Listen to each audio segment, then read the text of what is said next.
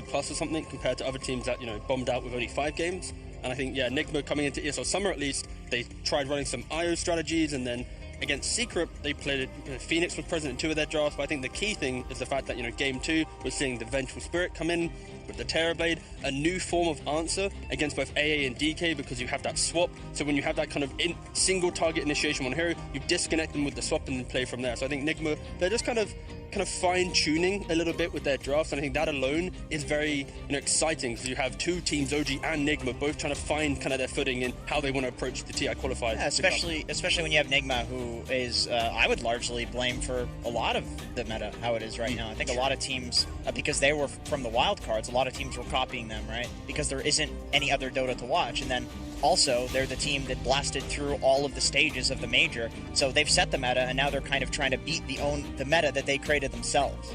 Yeah, and some of their instrumental heroes have kind of been figured out, like you said, the IO not really bringing them a lot of success in this tournament, and Mind Control is going to talk about some of their games earlier in this tournament. Hello everyone, I'm Mind Control from Team NIGMA, and I play the offlane, position 3.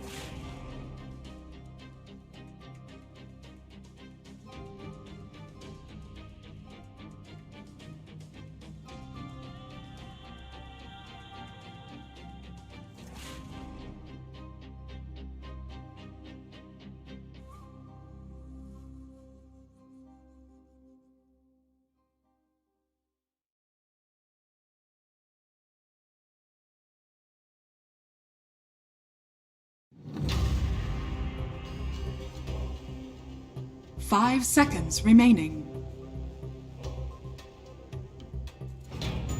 OG's turn to ban. О, я тут же поиграл. Это же my signature. You need to be like a shark. Radiant team OG's turn to ban.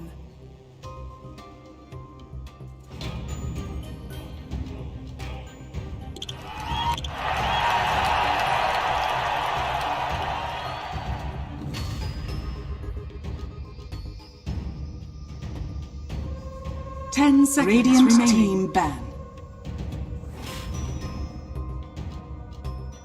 OG's turn to pick.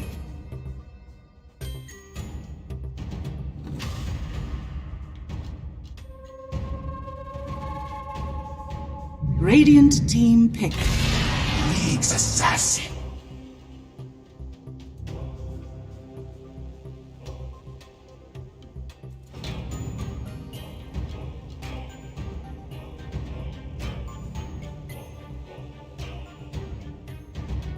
Ten seconds remaining.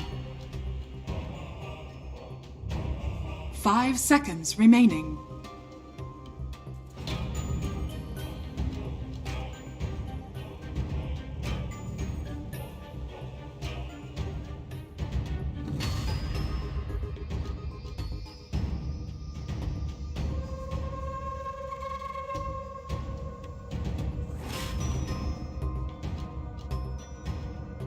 Radiant team pick. Invoker.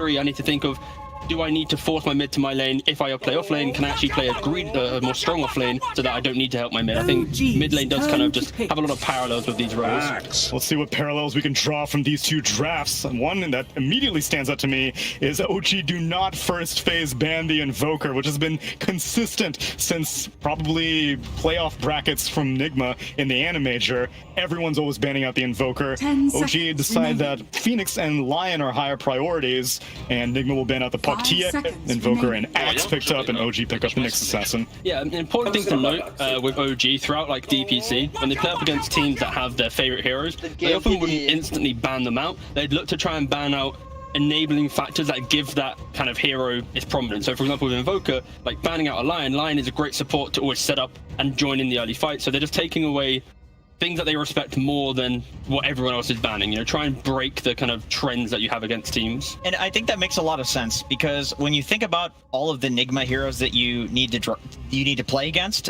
there's like the Enchantress. Kuroki is going beyond godlike in every game. There's the Invoker, where other like literally NIGMA themselves got cited as saying, you know, this gets banned out, like they didn't know how to play. They were basing a lot of their matches off of this hero. The Axe, which does get picked up on mind control, so there's a lot to take out. So you may as well just take out the supporting cast. Yeah, and the key thing here now is NIGMA, because they go the Invoker, the Axe, they already demonstrated earlier that the Axe can be both offlane and carry. And I think the key thing is OG instantly lock in the Void Spirit. Currently, Thompson is riding, you know, trend, and he will just happily most likely play into this Invoker in the mid lane.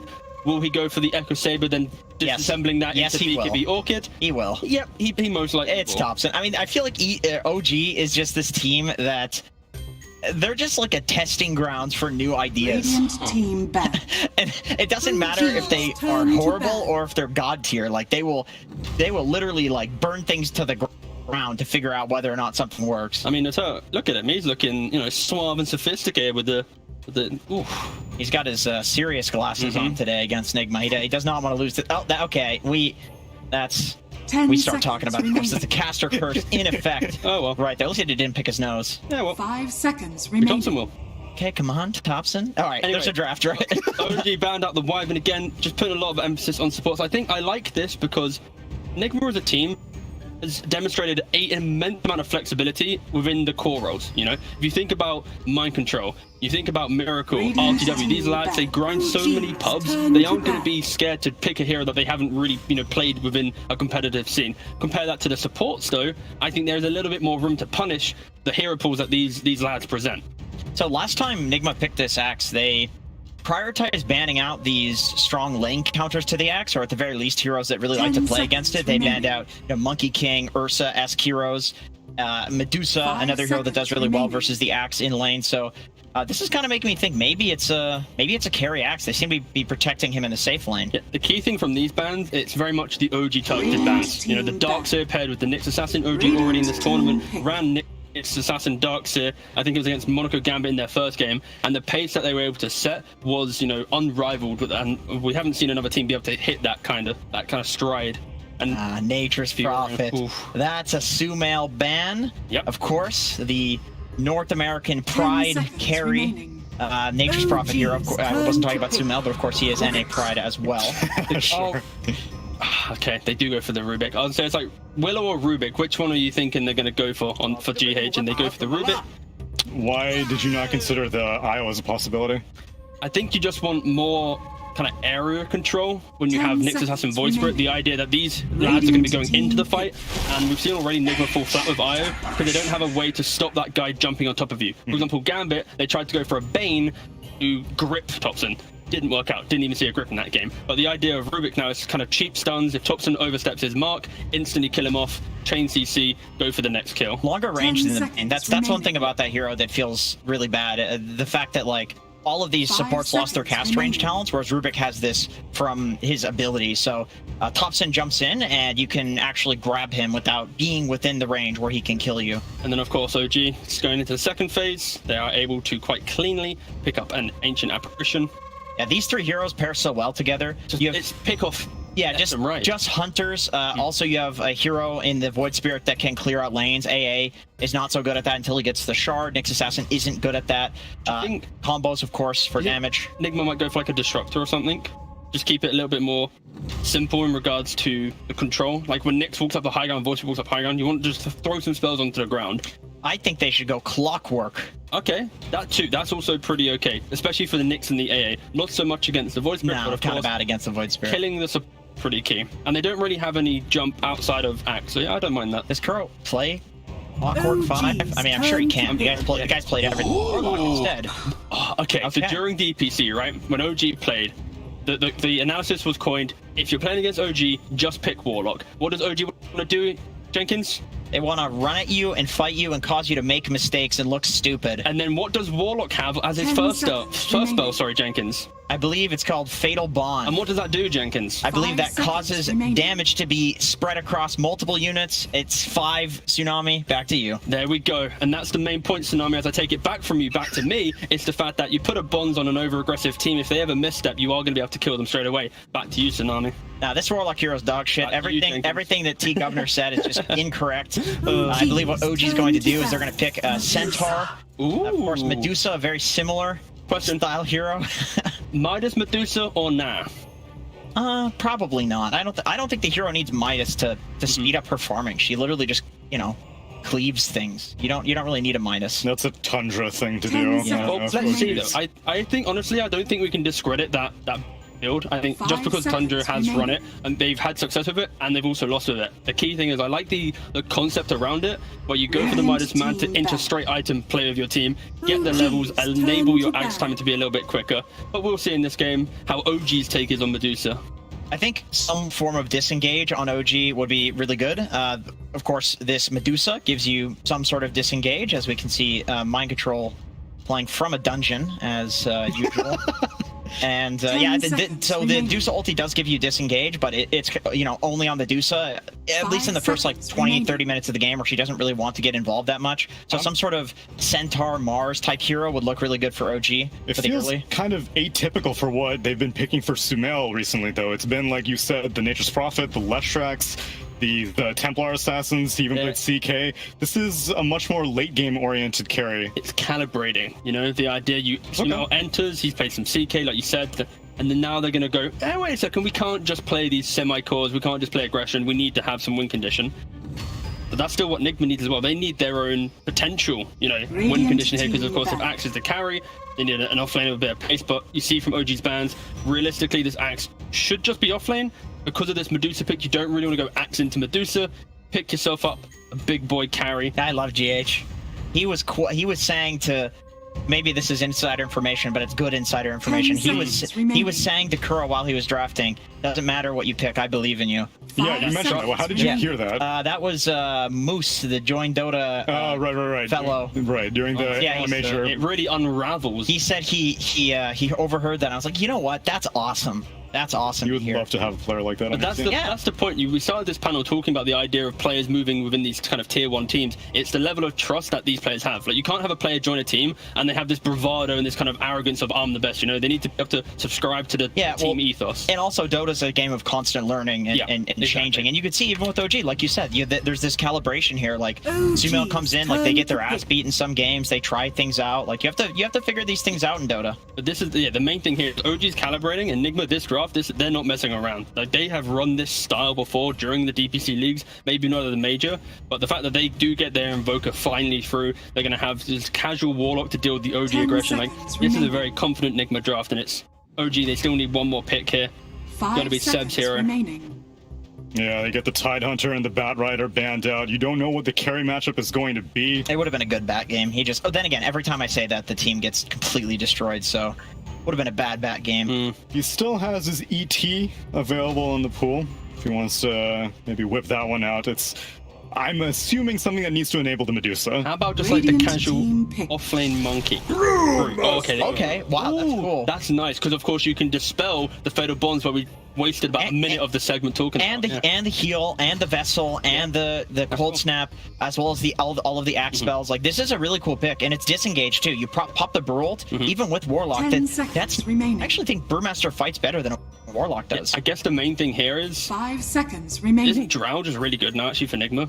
Before I go on a tangent, Well, first, what is your justification for making it an offlane axe now, as opposed to a carry axe? I just feel like Choose axe your into hero. Medusa, just you never really kill him Okay. during the call, and they just go for an anti-mage. So okay, NIGMA did go for a anti-mage draft. Game 1 against Team Secret. They crumbled quite quickly, but it was an issue of they didn't really have much play to make, and also Secret did an aggressive tri lane. I don't think that's really apparent here for OG, so the entry to this game will be a lot cleaner for NIGMA. But this is. I like this NIGMA is draft a exciting, lot. yeah. You've the anti-mage versus Dusa, which is very game-winning in the mid to late game. Yep. And anti-mage versus Brewmaster. I mean, Brew's just not so great of a hero in the laning phase. Once you have Refresher and then late game items, he feels really OP now, but nothing about his early game has been buffed in like 7 patches, so AM can completely destroy this hero in lane. Yeah, the key thing here for NIGMA, it's like the idea of Warlock and Invoker are the two anti-aggressors. 10 If you ever waste seconds Golem, then that's when OG will ramp up the aggression, I think. Nyx Voice for AA, 5 if they can seconds find some of these remaining. kind of clinical pickoffs, the Vendetta into AAO, some Echo Saber Voice for it jumping in as well, Yeah. then that kind of disparity in numbers might help OG. But yeah, Medusa looking to try and get a couple items and end the game before Anti-Mage eventually does that, split push shenanigans and stuff we've seen a million times before. Yeah, no, an exciting series. These two teams should be so equally skilled.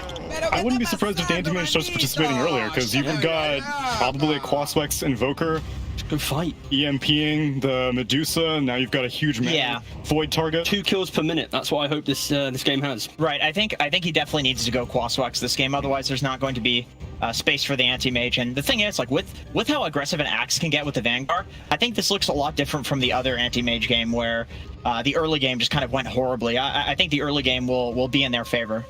Yeah, and again, every single time I see Rubik in any other team's hands, I'm like, what are you doing with this hero? Yeah. GH's Rubik, though, they see it second phase. There's not even that much stuff to steal. You got the Impale, I guess, Ether Remnant is somewhat nice, but these are not particularly like, oh man, game-winning ultimates, but somehow NIGMA always manages to make it work.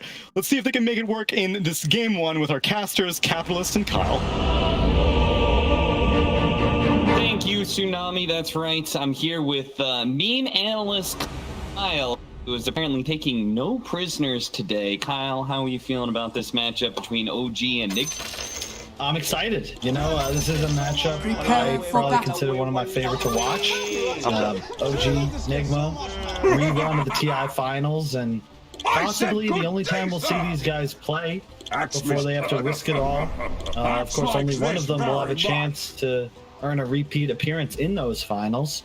Probably see them play again in just a few short weeks. Yeah, just to give a little bit of credence to the idea that they may run into each other.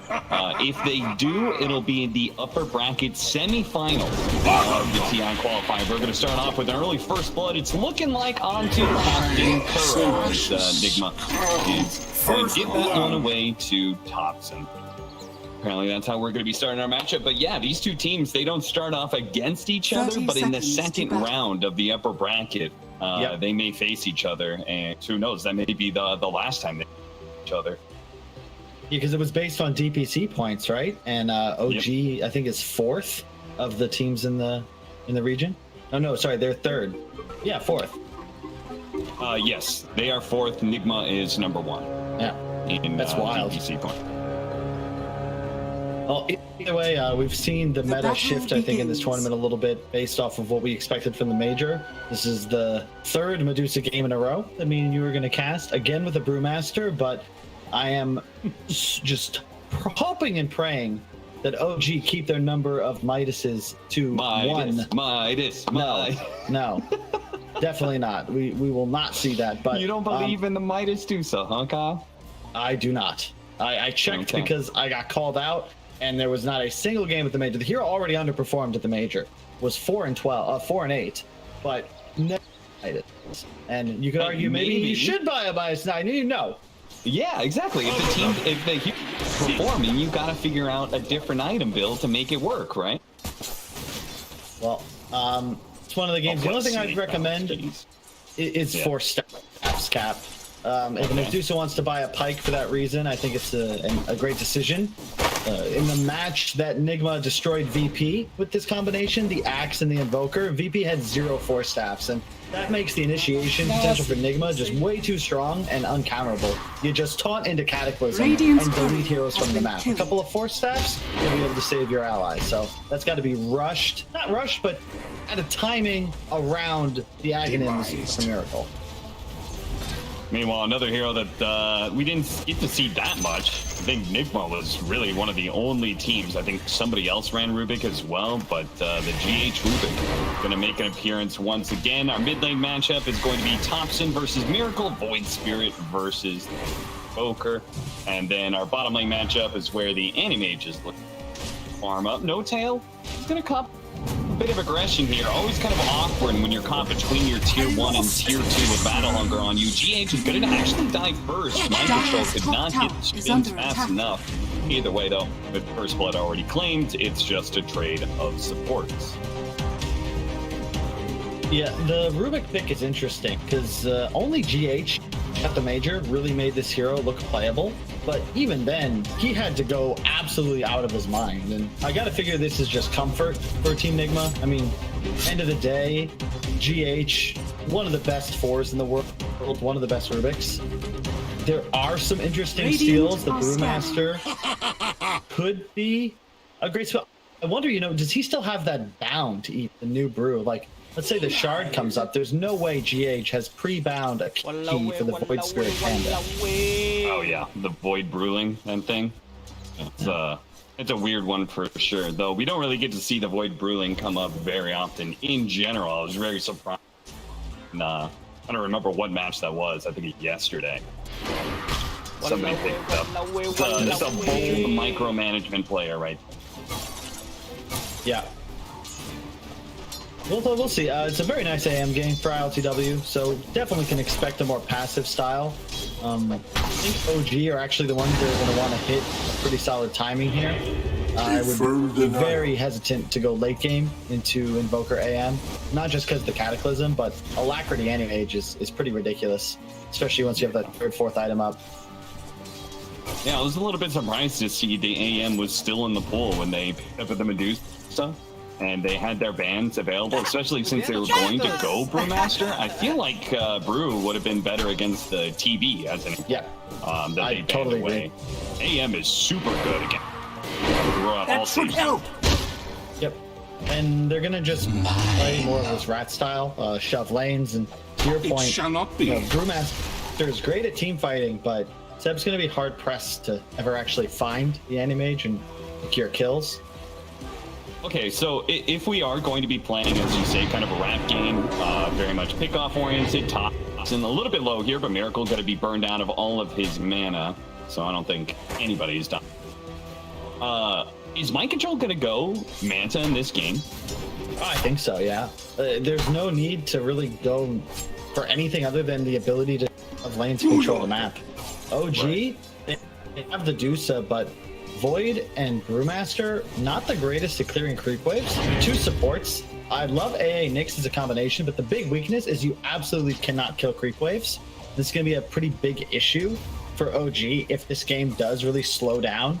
Nyx Assassin has to be able to play off map and aggressively, and I don't really see his kill partner. I guess him and Thompson can get some work done, but the burst isn't super high if they don't find a support. I don't think the killing AM has been killed. Going in deep there for that courier. I'm not sure if you've been watching Mind Control's play here, but it's super interesting. He's been playing mostly in the jungle, farming up like the medium camp on the high ground here, and then occasionally will look to be able to cut creep waves. He's just basically not laning and giving it all to GA. Yep. I like it. I mean, this is kind of the new way to play Axe. Anytime, well, Axe and Centaur, anytime you have a difficulty with the carry you're laning against, it's more efficient just to do as you've done. Similar to watching mid. That's from Thompson. Tornado into telekinesis. A good rotation. But that's activated. Even set up for 6 minute. That's because of Mind Control, though, because he's shoving this lane. GH doesn't really need to be anywhere, so he's free to go look to gank, make rotations. And now with the Vanguard, he'll just be left alone top, and he'll pull every creep wave to this high ground jungle spawn. Zed, is he actually going to die here? He does have a Fairy Fire, but he doesn't really have an easy escape out of this one. With Fatal Bonds put on him with a creep wave, I think he should be fine. Ring of Health and a Fairy Fire. No problem. Alright, steady for Tough with an Arcane Rune, though. That's quite nice. And a big Ancient stack, most likely for Mind Control. I think he can take that pretty much now with that Vanguard. No reason to save it for the Battle Fury AM. Smail coming over and just kind of poking at Mind Control, but again, between an Ancient Apparition and a Medusa, this feels like a very free action once he gets his Vanguard. Soxa setting up here, and they will manage to quickly burst him down. That was 2 levels of the Aether Rem. So, maximum burst damage there from the Void Spirit. Quickly gets the pick off on Kuro. Nothing, a huge consequence there, just because Kuro doesn't have anything else to do. ILTW is already winning the lane against Seb. He doesn't need the extra help. I will say, this is also a pretty cool combo, the Axe and the Rubik, because yes, you can still farm this the Ancient camp pretty easily, but I thought they were going to just go for it instead of going to help mid. He's going to be okay, but... Thompson jumping back and forth, but it does kind of bait No Tail into a bad position here as the 2 supports showing up from the side of NIGMA, getting a 3-3 now. So with a Vanguard, Axe can do Ancients, but it'll lose a lot of HP. The Fade Bolt damage reduction is really nice, because then you effectively don't lose any HP if you're farming the He's really gunning for it here. With the creep wave hitting him, he can keep on chasing after Sumail. These range creeps and tower hits coming in. Sumail's gonna get it blocked in. Oh no! Mind Control. Cold Feet is gonna stun him very soon, but he needs a Cold Blade. No! Sumail gets out of vision just in time. The Culling Blade not able to come in. Mind Control misses out on a kill. Still though, maybe not. GH comes in, doesn't throw off a Fade Bolt onto the Medusa. Instead, Soxa with it.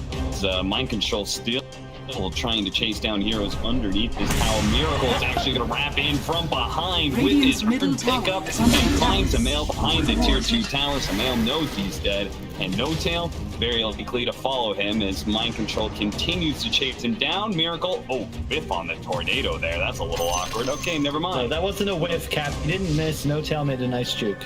Oh, right. Sorry. Great job, No Tail. You got to focus on the positives. Jump forward, Curl. Double damage. Void Spirit is not to be trifled with, but fortunately the 2 supports. GH, nice steal getting the actual step.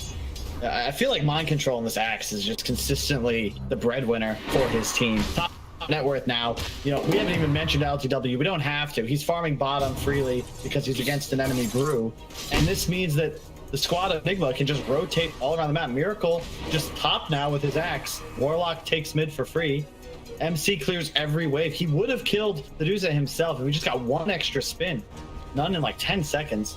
Very unlucky.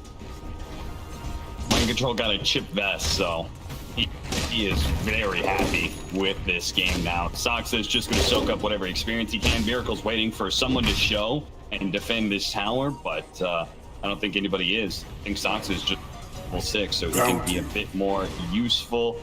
Meanwhile, ILTW has kind of left the bottom lane to go running around farming. We're going to watch that. Look, see how he stopped there? Crew, yeah. He stopped for literally a quarter of a second. Great play from No Tail. Amazing. Just so close. Unlucky. Miracle. Unlucky. Dire's top I'm in mid lane, Kuro. Ooh, Thompson not going to make the commitment there. Use the Dissimulate to jump backwards. Does have another Astral Step, so he should be fine. Not a big deal. As, never mind. Radiant's bottom Double tower Astral is Step under forward. attack. Pulls Thompson back in. Thompson is just going to have to turn and try and hit a good enough Resident Pulse to stay alive, but that's not good enough against ILTW. Big burst of magic damage from the Manifold. That should help. You know, so far so good, really, for OG, though. Seb's doing a lot better than I expected in terms of the net worth, and because NIGMA have made so many movements, they haven't really been able to dominate the lanes as well as you might have expected, although towers should start to fall. MC will clear up top, and a big concern for OG is going to be how do they handle the Axe blink timing? It's going to be coming out pretty soon. They're going to push back Miracle here in the mid lane to make sure that Siege Creep does die. Resident Pulse tried to catch the Void Spear and keep him inside that. He's going to go for this. Oh, Miracle underneath the effects of the Ice Blast may end up ticking out here. Is that going to be enough? God, it's going to be so close, but I think he's just going to be a bit shy. Oh, the last tick! Oh, no! Meanwhile, Mind Control trying to run down Soxa here. Soxa does have a stick and Vendetta, so it's not like he's in any real danger. Very chill game so far. A lot more action actually out of the carries than I think we would expect. I like that move from LTW securing the kill, not back to farming. MC has his blink, and that's going to be a pretty interesting movement because, you know, Team NIGMA, they're not really the strongest in the teamfight department right now. They have to play for picks. But at the same time, the support duo, you know, Warlock isn't really going to be able to contribute much. You can even see he went for the max now Shadow Word, so just healing his allies more than anything at the moment. This time around, he won't manage to dodge the Tornado. Miracle on points with the placement, and GH following that up with the Resonant Pulse that he had stolen earlier. Or, excuse me, Void Remnant. Ether Remnant. Jesus Christ, can't get any of the names. It's all good. So if this is going to be a chill game, does that benefit one side more than the other?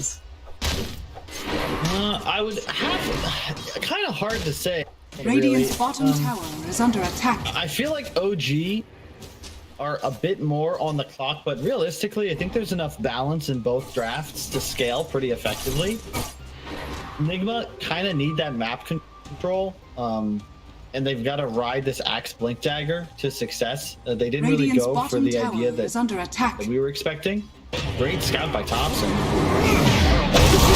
Did you manage to call onto the next assassin, but still Thompson already killing Kuro here and setting up to be able to get the kill onto Mind Control as well. Never mind, this guy's too tanky, so they just take the two supports and call.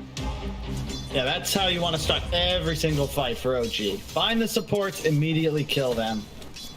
They didn't have Miracle. He'll be going Midas. Sep, I think, already has his. Yep, it's up. So I can agree always with the Brew Midas. It's the Deuce and the Void Spirit that I think should stick the real items. Miracle will be grabbing one as well shortly, but yeah, it'll be the Manta Rush after Dragonlance for Sumail. I'm wondering if OG are going to venture across the river, maybe look to take any towers. You can look at the 3 wards they have placed right now. It's all just securing their side of the river. Okay, well that certainly tells Mind Control what's about to happen, but he may not be able to dodge him. Spike Face hits the counter helix and does a good amount of damage. Combined with Thompson, and they are able to get a kill on a Mind Control Axe, who has been mostly free farming. That was the #1 network on the side of Nick. Yeah, I would have liked to see them kill Seb. Mind Control, I understand his desire to play top, but Seb is just getting way too much space down here. Yes, the AM lanes well, but left in a 1-on-1 situation, you can see Seb also going for the maxed out W build, spamming it on his enemy. Burning out Soxa, but at the same time, Miracle's going to cop a lot of damage. Trying to go, but Thompson actually dodging over to Timberlake, won't be able to dodge the call, but still, Miracle should be dying here to Samaelis. Yeah, sure enough, the first damage comes from Thompson. Mind Control, trying to chase down Motel, really wants to be able to get this Culling Blade hit so he can get the movement speed, but he won't find it. Instead, he's going to be controlled up by the Brewmaster, and he's not going anywhere. Slowed down to a qual with the maxed out Ice Vortex from Motel that not only saved his life, but assists in killing the Axe. Yeah, shout out to Sumail. He has been just farming near flawlessly. Like, check out the CS, 164 in 14 and a half minutes. And it's just wild how well this hero can do when you invest in these early stat items. It's probably the best use of early game 6 slotting. Obviously not the perfect 6 slot, but Wraithband, Dragonlance, Treads, and a Quelling Blade, you can go start clearing every single camp. And there's really no hero faster. Maybe Luna can compare. And this, yeah, I was about to comment on that. Thank you, Observer. We check out this fight, but there's been a huge Ancient stack for Team NIGMA for almost 10 minutes. And they haven't taken it. And I question if they've been perhaps a bit too bloodthirsty. There was a lot of gold just waiting there. Oh yeah, absolutely. And yeah, I mean, you were praising Sumail and his farm, but I'm pretty sure the last time we pulled up the camp stack, that OG hasn't done a whole lot of stacks for him compared to what NIGMA has clearly done with this Ancient stack. Finally, ILTW is going to start burning through it. They're not going to give it to the Axe. It seems like our just general read of this strategy, I think we both agreed we wanted to see like a Manta build from the Axe, so he would be the one farming the Ancients to get closer to that. And we just wanted to see him map control. Yeah. And just like maximizing to try and get to the Cataclysm plus AM late game, but that's not been the case at all. I mean, my thinking is just NIGMA, especially with the Midas Invoker build, they could have been a lot slower and a lot more focused on their team's macro. Yes, you'd prefer Animage to take the stacks, but Mind Control could have cleared him in 8 minutes, and they could have had a fresh stack for ILTW. So perhaps his Battle Fury just a bit off timing, and he'll sweep up all that gold from the jungle, but they're still behind, and I don't know if they really have the late game advantage they think they have. You really want to be able to catch Seb here. Oh, Mind Control really off with the blink there. Visibility! Not sure if they would have Seb anyway, but still. Bit of a missed initiation for NIGMA, and now OG looking to be able to finish off this mid tower. If they go on Sumail, they're ready to be able to respond. Jump forward immediately, the Manta is going to pop. Ice Blast going out, doesn't really hit onto much here. Mind Control is going to be frozen down. Meanwhile, Thompson's trying to go for the backline heroes, but GH stealing the actual step is going to be able to get away from Thompson. Thompson overcommitting himself now. He's going to be left behind as the Dissimulate, but it's not good enough. Immature time is going to leave him to die. Meanwhile, Mind Control is creating a bunch of space, leading into a 1-for-1 trade-off ultimately. I think I've seen this out of him in a couple of pubs, but this is my first match where I get to witness the Thompson Echo Saber Deso Void Spirit in all of its glory. Treads. Is it good? I think so. I've watched Thompson do it once or twice. It does mean that Void Spirit actually scales into the game, which was something that we were, I think, a little bit worried about for OG just because of the carry-to-carry matchup. But if this Void Spirit is actually going to get big enough that he can be on even footing with what Invoker does late game, then this is going to look really nice. Yeah. It just...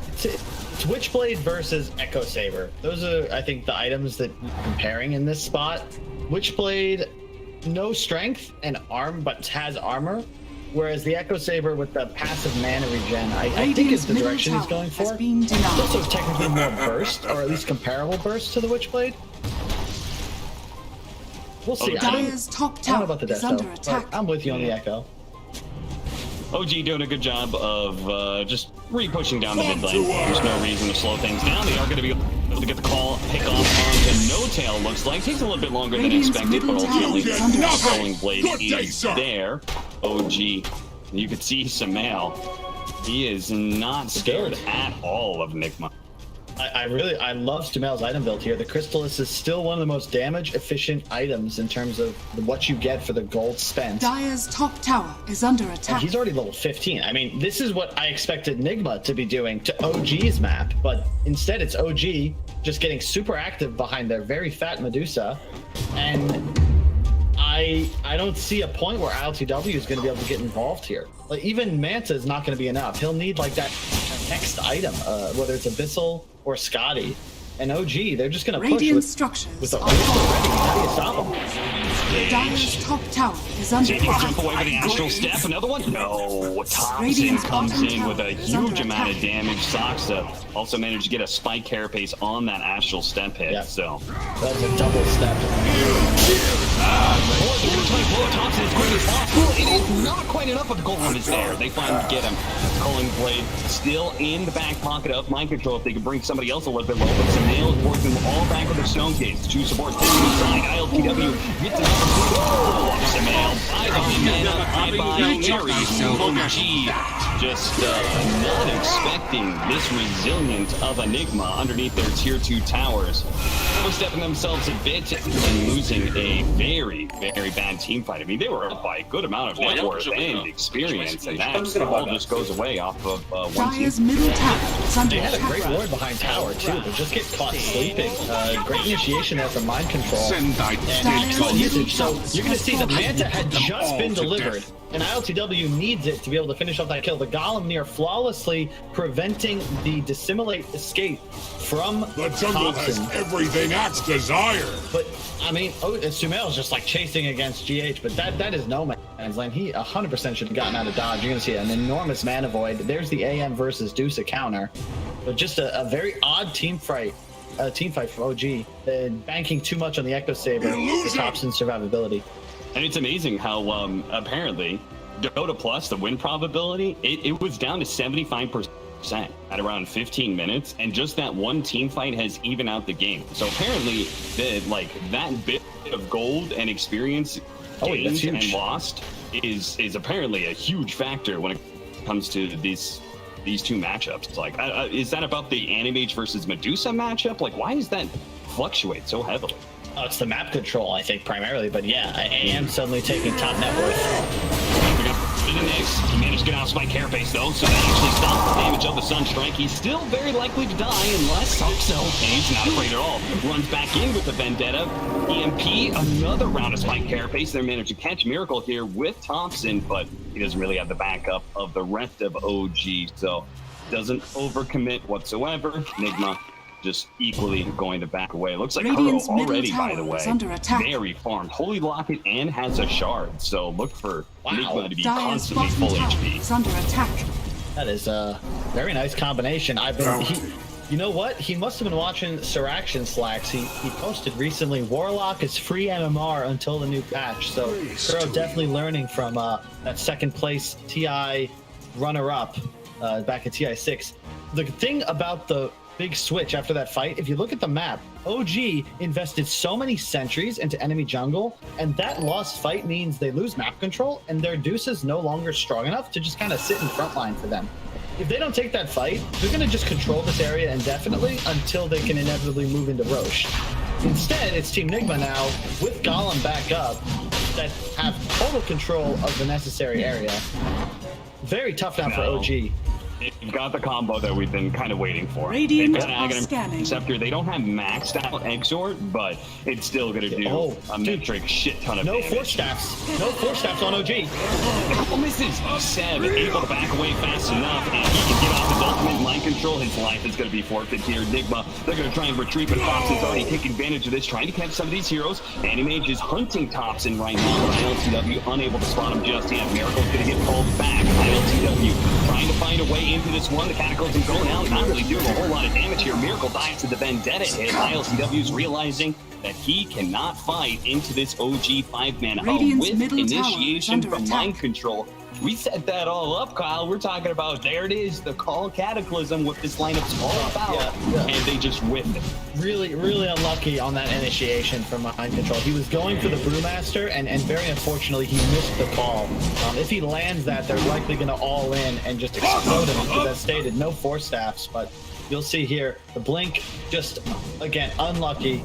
Off to the side, and at that point, you're just dead on your ass. This Spark is going to be popped because all Seth needs is a team fight, and he's ready to go brew for him. Now has the Aghanims up, so they'll always have one ready. Oh, this is awesome. Getting caught again. Saksa managed to find the opening here onto NIGMA. He's got Mind Control trying to play around the ILTW jumping in and immediately blowing up Thompson. Now the supports are low as well. Fortunately, the Storm Panda will get ILTW out of this fight, but the rest of NIGMA can still catch up. The EMP Tornado catching Saksa here, but the turnaround, this Brewmaster's doing a lot of damage. But at the same time, Samael is losing much of his mana here on his first life. Still, though, the damage being pumped out by him. The turnaround stolen from GH, managed to get the Brewmaster split, keeping himself alive and throwing some nice disables out. Saksa looks to be able to kill GH, though. 3 more seconds. Can he get away? He's going to turn back at a Rubik form, though, and I think he's likely dead. He's not going to be able to find any sort of escape mechanism out of that one.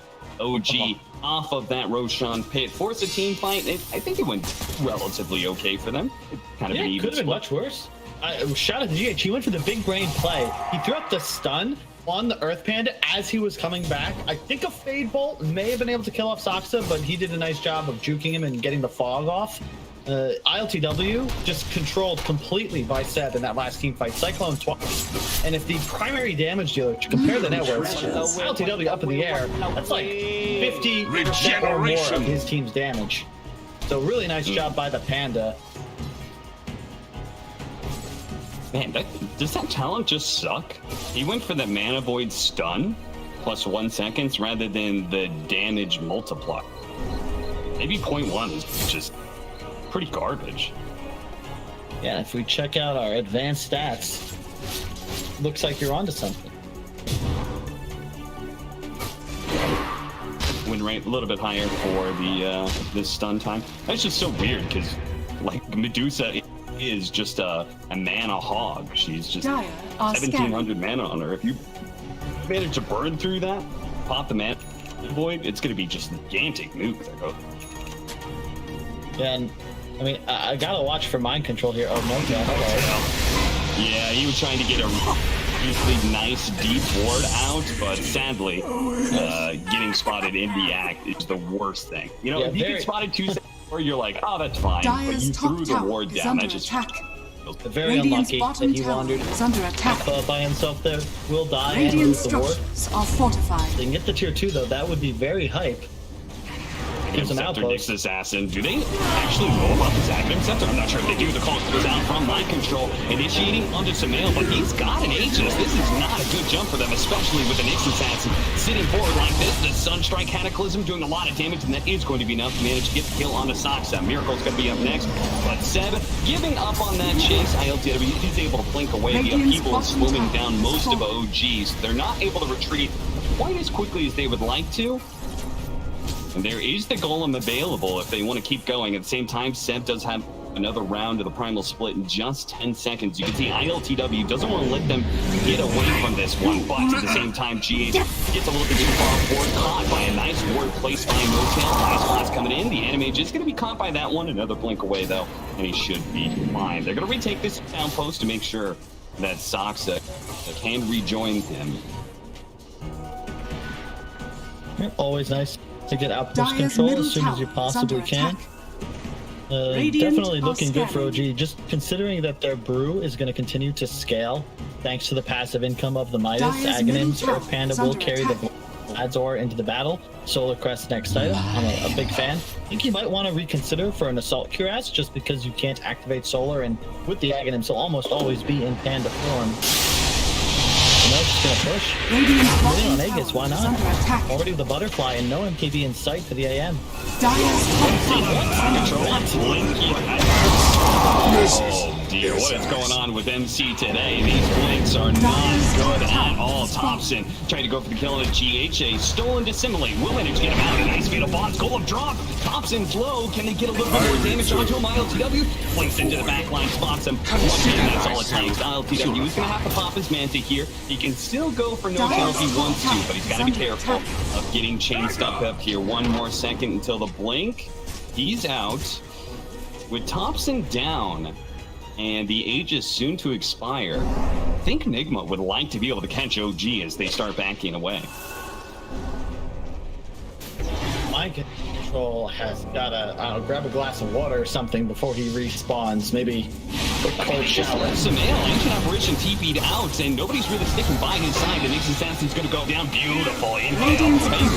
He's actually going to die to this one. The Ice Watch coming in. ILTW points away just in time. 1 more second of disable, and ILTW would have also died. I thought OG was not actually ready for that, but I was totally wrong. OG with just a beautiful turnaround, all thanks to Sox and his act. I'm coming, friends. It's the dream for OG. If you pursue them into Stonegaze with Nyx Assassin prepared. I mean, how many games we've been watching StarCraft since 1990? Lurkers are very troubling, and Sox at places will perfectly great stun. It's time to go, but the stun immediately coming out onto ILTW. That's going to save Sumail so much damage. Stone-gazed up. He's hit by the Aghanim Scepter Mystic Snake, and that keeps him from being able to blink away. Mind Control survives, but without a carry for 80 seconds, OG should be able to take most of this. Unfortunately, tier 2s are still up, so if they want to go for Throne, they're going to have to kill more of the NIGMA members here. Nice steal from the Prime Flip once again. Can't believe he's getting all these spells. He stole Stonegaze earlier too, just died before it could give the effect. That really shouldn't be something that happens either. And now Daedalus finished on Sumail. He is enormous. Is level 23, so he's got the talent to go with his Aghanims and Solar now for Seb. So they're just going to follow Sumail all the way to victory if this keeps up. A blink on MC, but more importantly, he's got to start landing some calls. OG basically just playing with them. Still no Force Staffs. Any big axe initiation still will guaranteed land 2 stun strikes on top of the target.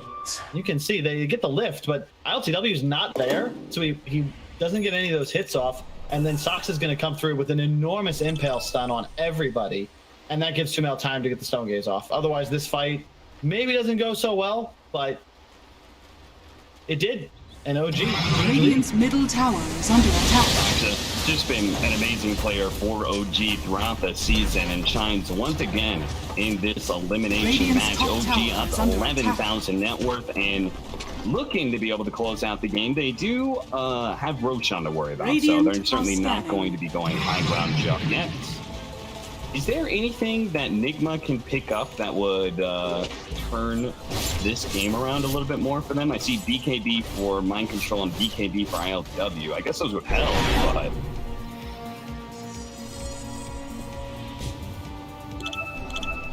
This feels like much of this is not going to be enough.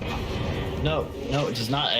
It kind of just goes back to the game plan. Our expectations were totally off, and feels like Team NIGMA, even though they came ahead in the laning phase, I really liked their earlier rotations, they were content to just give OG their side of the map. Sumail felt absolutely zero pressure outside of the one movement up to his top lane, but once he just went woods, it was easy street. Radiant's top tower is under point again to that ancient camp being reserved for 15 minutes until the AM was ready to take it. And Radiant's top tower the build from Thompson, he actually got the right neutral item too. Oh wow, yeah. So he's got the Orb of Destruction, so he's doing like minus 14 armor or something like that between all 3 of those minus armor things. Plus the slow him down with both the Echo Saber and the again the Orb of Corrosion. So all of this is just lining up so the Medusa can output even more damage. I'm just gonna push high ground. This is an unkillable Deuce at this point, unless they can get an incredible combination off. I like what Thompson did there. He actually, on the last fight, he astral forward to share stun strike damage with Sumail, who had got called. You really just can't lose this if you just don't let your Deuce die. Dire's bottom tower has First, I'll pop the Primal Split, Radiant structures just to kind of ensure that NIGMA Radiant's does top not feel barracks good are about under taking this attack. fight. The Ice Blast did hit the axe, so he's not going to be able to blink and initiate. GH is going to do it for him as he turns into the primal split. You're trying to burn out the mana of Sumail. Does manage to do so and pulls him up with the Amber Void. You have to remember, this combination, this counter is available throughout the game, and they have to protect Sumail at all costs. And as soon as he's gone, the team fight's just done and dusted. ILTW and the rest of NIGMA are just going to grab whatever heroes they can here. Seb, I think he got the Storm Panda. As long as one of the pandas gets out, he should be okay. It looks like it's going to be the Fire. Team NIGMA, I think it must be Team Jacob, because these guys are the most feaster fan. Oh, what is the button? I told you, Kyle. I told you. I've seen so many people do this. They don't hit the button. You have to hit the button, otherwise you're going back to the other panda. What? And the Roche is up. Seb, wait. Okay, how is it they go 4 or 5 straight team fights with suboptimal initiation, and then when it counts, NIGMA just press all of their buttons perfectly and 100-0 Sumail? Like, when they're on, this team is insane. And when they're off, sometimes they're just lost. But somehow they've now logged their way back in. A little bit of equalization with the Aegis and the Shard. Who took Shard? Give to AM? The Mage did. Oh my, yeah, so now so he's got that cooldown reduction on Dire's middle tower. and then on top of that, he's going to have level 25 soon. So look for. I'm not actually sure which one do you go for here. Either way, I guess we'll just have to wait and see. As he's going to have level 25 in a second here. Dire's Level 20 middle also tower picked up on has the fallen. Invoker, so the Alacrity Animate is huge. OG, see if they can now perform as they lost them out of control and look to be able to defend. Well, you've seen the strategy for Team NIGMA. It's going to be blow up Sumail, and maybe, yeah, okay, we got one. Saksa has a Force Staff, so they shouldn't allow that to happen again. But they may need to do a better job of just ensuring they don't get the perfect initiation off, because you can play confident if the axe is off the map. They don't really have any hard catch without NC landing a big call, but they need to ensure he's either cycloned or AAD buffed, something to prevent that picture perfect initiation. But it is getting scary. What I see is Saksa use that Force Staff. The next time they go for a siege on high ground, have him burrow and then Force Staff on top of the Medusa. So they have both Impale as well as Spike Carapace to be able to use if they jump onto some. An interesting idea, Cap. Seriously. It could AoE work. Spike Carapace is really legit. No, I agree. They're not in base, so NIGMA, they're going to just pressure a little bit. You can see the Lincoln's coming out on Sumail, but there's so many methods of canceling it. I'm not sure if it's really the move here. Tornado through, doesn't hit anything. Saksa continuing to find burrow opportunities, and NIGMA apparently not feeling the greatest about going for this one. They do have some a number of items coming in soon. They just finished up the MKB for the Animage, but Mind Control and Kuro are both looking Eon Diff. Excuse me, GH. Yeah, the refresher on Miracle is going to be the big timing. Thompson, does he have BKB yet? Yes, he does. Just completed, but this is the key item. I'm just not sure if they actually have the damage for the Animage anymore. When you think about it, it's going to really be Saksa who's going to have to step up big for his squad. He's played near perfectly, but he is really the only stuns they've got in terms of setup. Oh, ILTW is just blindly blinking in. Having the confidence of both the BKB and the Aegis, and he may end up spoiling OG in their smoke gank right now. The smoke breaks. ILTW spotted for a second there. That was a hefty amount of damage that just came out, Kyle. Jumping in. Oh, man, he got good. Now, Sumail is not going to be able to. Oh, telekinesis. Never mind. The Mana Void comes in from ILTW, and the Medusa just falls. I thought he was going to be able to get off Stone Gaze, but no. He couldn't get anything off there. He's going to go ahead and just come right back here. And Saksa and Thompson are going to have to hold out this team fight. They do manage to bring down ILTW once, but a second time, unlikely. As the rest of OG are running for the hills right now. You can see Thompson is actually already looking to cut the creep wave. He knows they've got to stall for 70 seconds. Stumel, I swore he had time to get stone gates off there. Cap just didn't realize it. I'm wondering if perhaps instead of this Lincoln's and all of these items that aren't BKB, maybe he needed just a BKB. It's queued up now, but it's a little too late. He is dead with no buyback, so likely at least one Rax. But oh no, Thompson, because of that cut mid, they have no wave. They have no wave. They're gonna have to fight back door. Dire's structures. I love it when players have the awareness to be able to go for something like that. Unfortunately, Sam sticks his head out a little bit too far. They may not be able to hit the buildings, but they can kill whatever heroes show their face. Somewhat unnecessary from Step there, but it's just, you know, he has buyback, so he feels like he needs to use it to help out his team.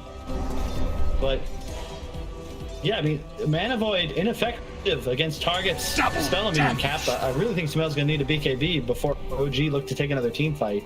But even just like getting called, if he pops BKB before he gets called, he's not going to be losing so much. He's not going to be losing that mana. Well, the thing is, he meant to dodge the call, Cap. They didn't actually have like a setup stun, but yeah, he just got beat to death by the Invoker in the AM. Yeah, I mean, he also, I think he pre-casted Snake or something like that onto the Axe. Like, I saw he got petrified on mind control almost instantly, and I thought maybe it was because he had cold-blooded, but Medusa doesn't. So he just somehow managed to get a Snake off very quickly in that fight.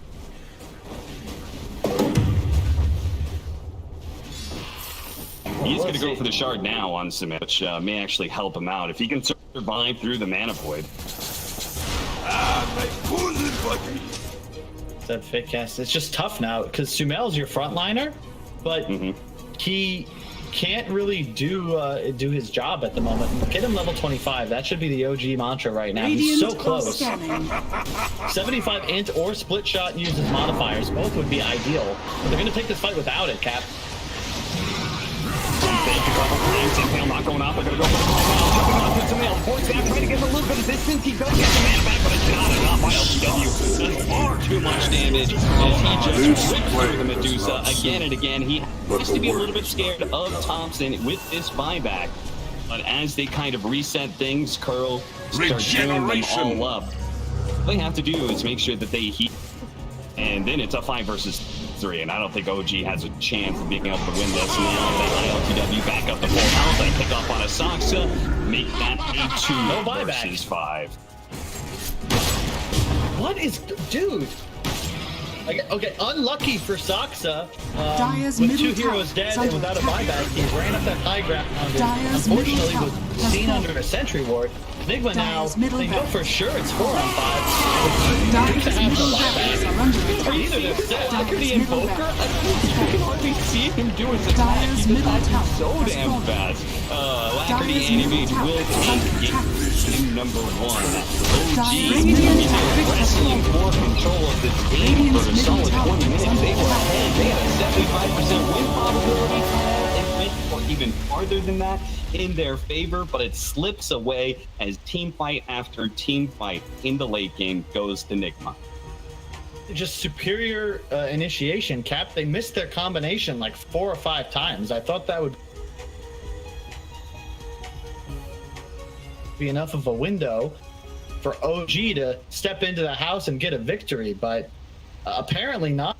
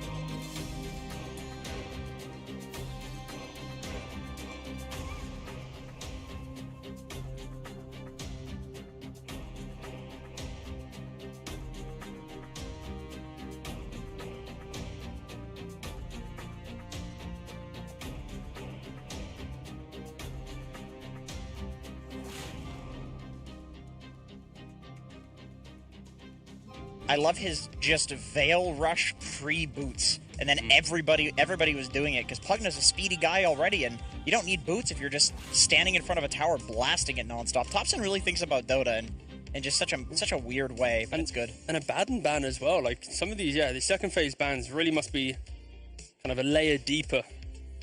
Maybe even using some kind of scrim information right now, because... And also, the ABBA is just destroys axe and lane. And the Mirage, you're saying, it's literally against Murano. Yeah, of course. It's pretty nice, pretty solid. As well as, like, with these two heroes, Invoker, Timbersaw, you don't really need a 5 that's that active. A 4, probably, but a 5, maybe not so much. Yeah, that's a good point.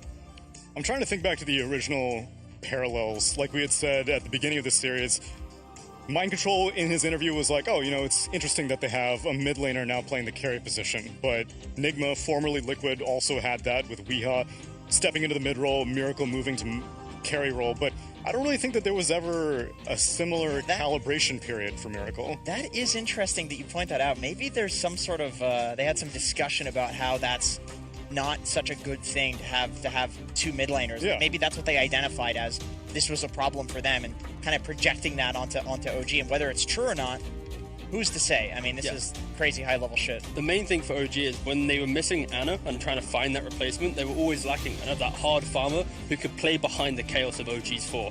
And I think that's where... I mean, they did have ILTW for a little bit also. No, exactly. And then, of course... Everybody's bouncing around. Everyone's. And then, then Ana comes back, and of course, then that recipe doesn't really work out. So I think that's where OG really are just kind of still in that kind of calibration phase. And then this is the tournament where they will kind of be able to find some stuff in some official matches, because we mentioned it so much at the major, where teams that are scrimming, you aren't learning as much as teams playing officials, because the scrim, your opponent might be playing at 75%. They're learning some stuff themselves. But in official, everyone's playing at like 120%. They're playing for their tournament lives. Right. And that's where you learn so much more. It is difficult to replicate that environment. Like no matter how different you think your brain is or whatever, you're never going to be able to do that. If you think that you can, it's just that you think you can. You're not going to do it. Like a real pressure situation is so much different. So many players that I've spoken to, and I'll ask them like what the most stressful matches of their lives, their careers have been.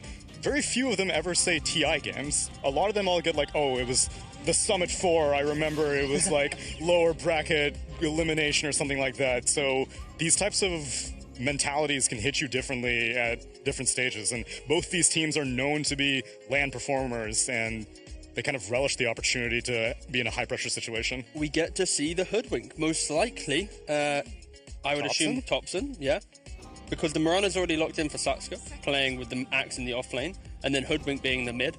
Unless in some shenanigans where maybe it just goes to a 5 Hoodwink, but yeah, we might get to see this infamous mid Hoodwink. I hope so. I've yet to see it in an actual competitive match. Just to keep everyone aware, the build is for him, it's like Boots, Bottle, Wraithband into Treads, Maelstrom, and then he's going Ags into Gleipnir. I heard that one time he just outright skipped Boots and went Scepter Rush. Oof. The old one-shot build. That's a good with one. the Echo Saber, to be fair, on Voicebreath, in some of the first games that he played in ESL Summer, he just went straight Echo Saber, then bought Boots after. I see. In this game, I'm curious, so for the new viewers, explain what Hunter's Mark does on Hoodwink. Is that me? That's you, Jenkins. Okay, it reduces status resistance, and it reduces, I believe it increases spell damage on the target. 25%, something like that on both, I think. And I don't think it stacks with itself, does it? No, I don't. Well, I also don't think that the cooldown. The cooldown is right. The cooldown. Yeah, I don't know how long the duration is. 5 seconds T is 7 seconds. 7 second duration.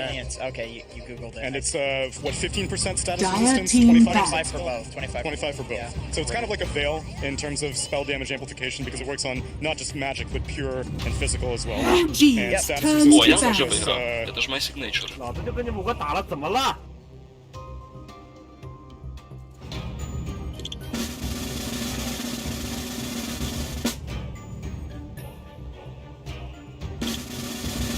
Dire team back.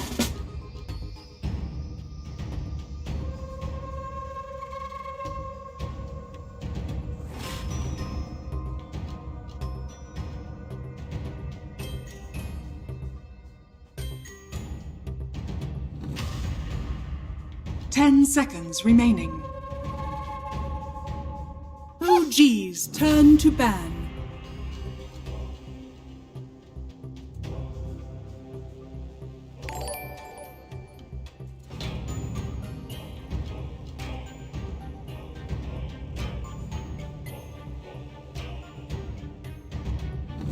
10 seconds remaining.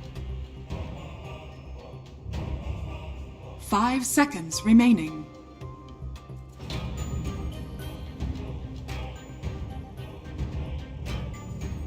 Dire team pick. OG's turn to pick. Invoker.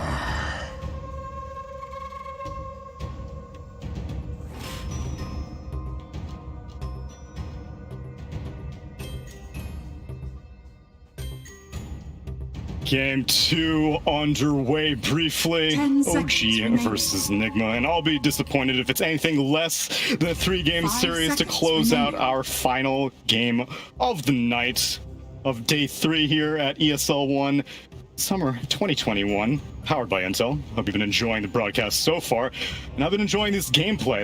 That was a fun game to watch. I love seeing anti-mage in sparing amounts. Whenever it's an anti-mage patch, that's immensely frustrating, but whenever you can see, like, oh, there's no stuns in this lineup, oh, there's a lot of mana void targets here, that's where I like to see it. It was good because you had the fact that it had everything, you know? NIGMA won the laning phase, OG then had that great rebuttal around Roshan, then they make their own mistake, NIGMA capitalizes down on that again. That was really hard to say, but yeah, it had a little bit of everything, and it just made me happy to watch. Historically, it's been, I think, why people enjoy watching European Dota quite a bit is because it's not necessarily always the cleanest, but it's because of these slip-ups, these mistakes that lead to an exciting game almost always. That's what people used to say about NA. I know, exactly. This is great. Now it's all of us. But then the problem is They're all one. They're all chaos. They're all one, and it got homogenized in Europe. Whereas in NA, it kind of became a little too top-heavy, and the teams that were the best of the best just kept getting better. Whereas in Europe, I felt everyone was kind of keeping each other honest. True. Well, we do have our Crush Gaming in Div 1 NA. True. As we saw, 10 ILTW does seconds spam the chat wheel. It's $19.99 in the Steam store for the Gold Supporter 5 pack. seconds For like remaining. another 2 weeks. Back to you, Tsunami. Yeah. I actually really like the 4 Zoomers one personally. I think Sunshine did an incredible job. He takes 100% of the profits of that. Dire Anyways, team yeah, so NIGMA taking 100% of the Invoker, because once an arrow is picked, the other team can't pick it. OG take the Dire Axe and team Mirana back. themselves. From an Enchantress, and they pick up a Timber Saw instead. Okay. This is an interesting matchup because we saw in the Animager, and this is something it's been this way for quite some time, but I wasn't sure with the nerfs to Axe's Spin if this was still true, but Axe lanes really well versus the Timbersaw 10 because you get a seconds Vanguard, remaining. you can very easily just heal through his Whirling Deaths, and you're going to outfarm him, and 5 that pure seconds damage means that remaining. it's not so easy for Timber to stand toe-to-toe, but it is one of those ones where you're like on a cliff's edge where if Timber does get like an early wave over the Axe, he can completely snowball. It works both ways though, but I think it slightly favors the Axe. Yeah, but that's in the scenario OG's where it's like OG's turn playing to off-lane bat. Axe and NIGMA are tri-laning with a safe lane Timbersaw, right? Or carry. I mean, there Okay. could be some carry Axe scenario here. I could see S-Thog picking it up, of course. I think Lane. Sumo most likely will be playing a bit more of a traditional carry. I'd hope to see him play We'll that, see. and then have the Axe just play Well- it lane. You know, Seb Axe, come on, guys. I mean, you 10 say traditional, but seconds Leshrax and these other more 5 magic seconds damage-oriented carries, and the Nature's Prophet, I guess, kind of also a little Dire hybridy. team I'm Yeah. loading up the Sumo- pro tracker, guys. I'm Turn loading to up the bat. pro You tracker. said that it was calibrating. How did you feel about the calibration of Medusa in the hands of OG and Sumail? It was honestly close to victory. You know, they're able to capitalize on some of NIGMA's slip-ups, but they just made that one critical tier 3 siege top mistake. You know, Seb not jumping to the correct brew, giving away the Roshan. Realistically, it was probably the death before 10 Seb made that seconds mistake, but remaining. it's kind of the big picture stuff where it was their game to lose with one more decisive 5 push. They seconds make that mistake, remaining. they overplay their hand, and then they lose the game. But Yeah, that's the problem with the Dusa versus Anti-Mage matchup, especially with how Nigma played the fights. Like, they just played flawlessly. If these guys came in today on less sleep, they legitimately would not have won that game because it was just picture-perfect execution in the fights. Yep. And that's always difficult to go up against when you're against one of the best Invoker players on the planet, And if not the best. I just love the respect that these captains have for each other. You know, look at this Pugna ban. Pugna's like literally just an untouched hero at the major, I believe, right? If it was touches, a couple picks, couple bans, but yeah, against Thompson, especially with this Invoker, the amount of spells he's spamming, I kind of, I respect this compared to Pugna 10 ban for sure. seconds God remaining. knows Thompson will play it, even if it's not a Pugna patch. It's one of his favorite guys. Yep. 5 Got seconds Terrain, remaining. Glimmercape, Yeah. get tanky quite quick. I love his just Veil Rush pre-boots, and then everybody was doing it because Pugna's a speedy guy already, and you don't need boots if you're just standing in front of a tower blasting it nonstop. Thompson really thinks about Dota, and in just such a weird way, but it's good. And a Baden ban as well. Like some of these, the second phase bans really must be kind of a layer deeper.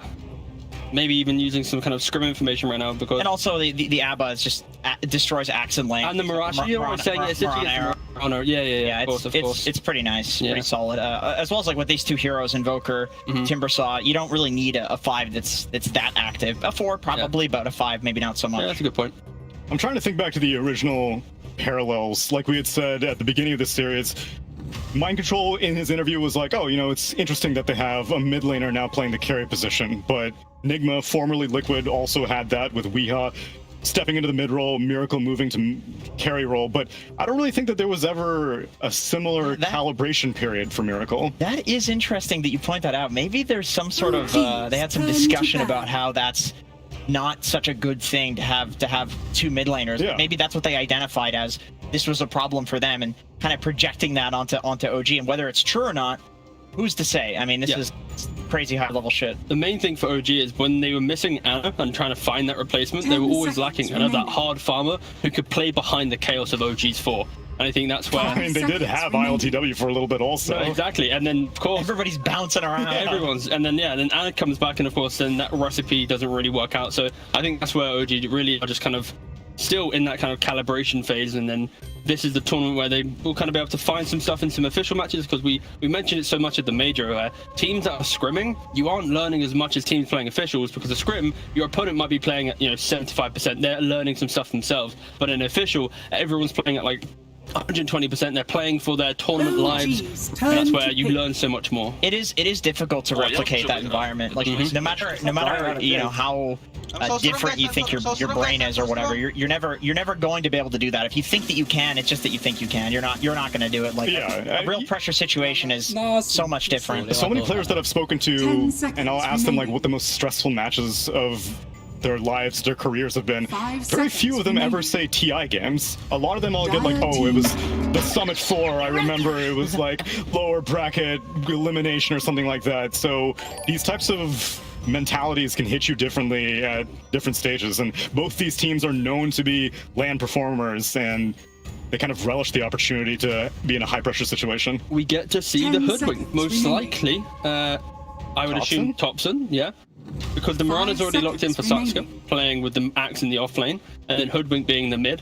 Unless in some shenanigans where maybe it just goes to a 5 Hoodwink, but yeah, we might get to see this infamous mid Hoodwink. I hope so. I've yet to see it in an actual competitive match. So just to keep everyone aware, the build is for him, it's like Boots, Bottle, Wraithband into Treads, Maelstrom, and then he's going Axe into Gleipnir. I heard that one time he just outright skipped Boots and went Scepter Rush. Oof.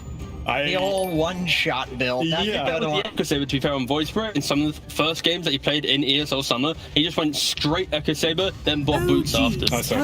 In this game, I'm curious, so for the new viewers, explain what Hunter's Mark does on Hoodwink. Is that me? That's you, Jenkins. Okay, it reduces status resistance, and it reduces, I believe it increases spell damage on the target. 25%, something like that on both, I think. And I don't think it stacks with itself, does it? No, I don't. Well, I also don't think that the cooldown. The cooldown is right. The cooldown. Yeah, I don't know how long the duration is. Although T is 7 seconds. 7-second duration. Okay, you googled it. And it's what 15% status resistance, 25% for both. 25 for both. So it's kind of like a veil in terms of spell damage amplification, because it works on not just magic but pure and physical as well. And status resistance, I guess. There are no more status resistance affecting spells anymore, right?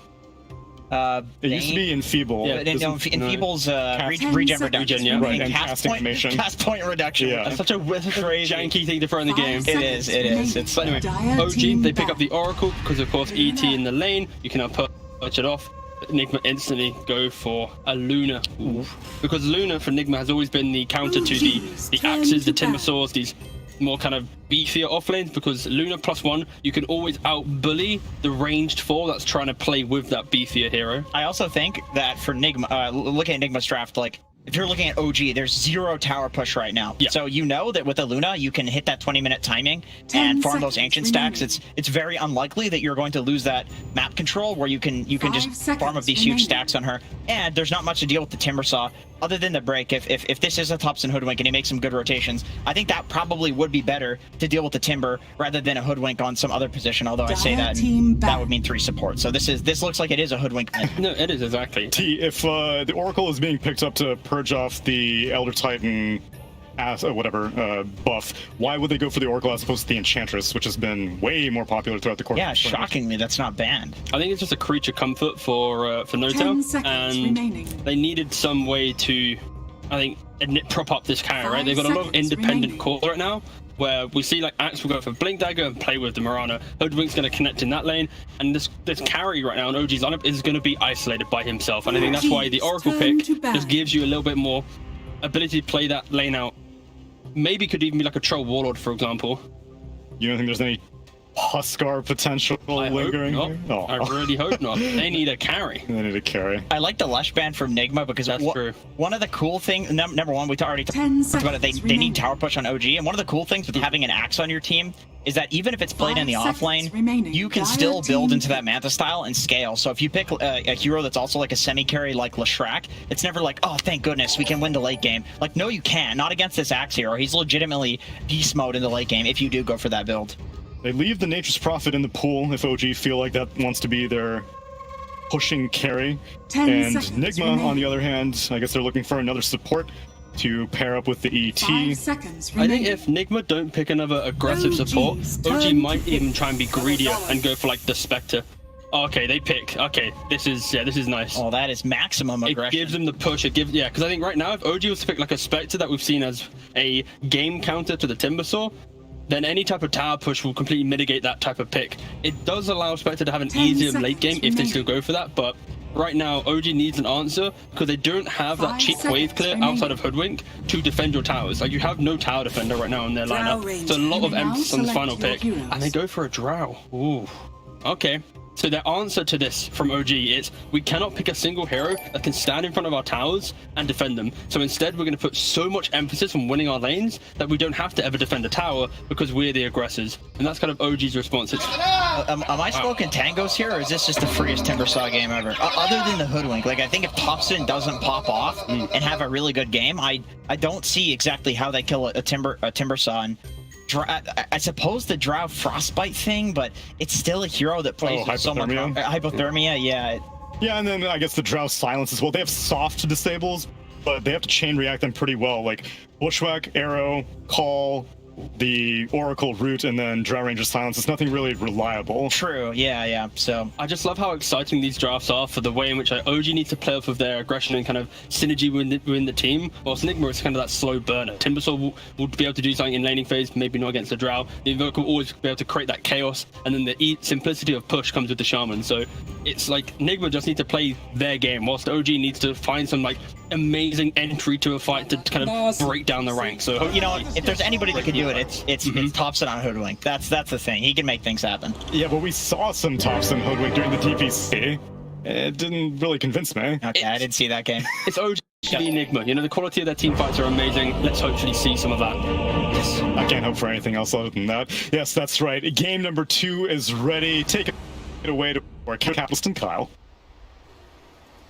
Thank you, Tsunami. That's right. I'm pretty excited about this game, too, because no matter what happens here for OG, at least I get to watch in action. I haven't been able to cast one. I've only seen them in pubs, or maybe the occasional official, so I'm pretty Yeah, I'm very excited, too. I like... You don't sound excited.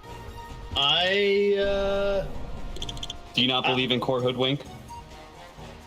Not a huge believer. I've seen Thompson fool around with it in pubs, like you said, but you stop dying out of tips. It feels like a meme, Cap. when I see him play it, and the thing is, I will say, I remember talking with Moon Meander shortly after being kicked. We were talking about building a team. We were actually thinking about Thompson, thinking about Anna, specifically those two.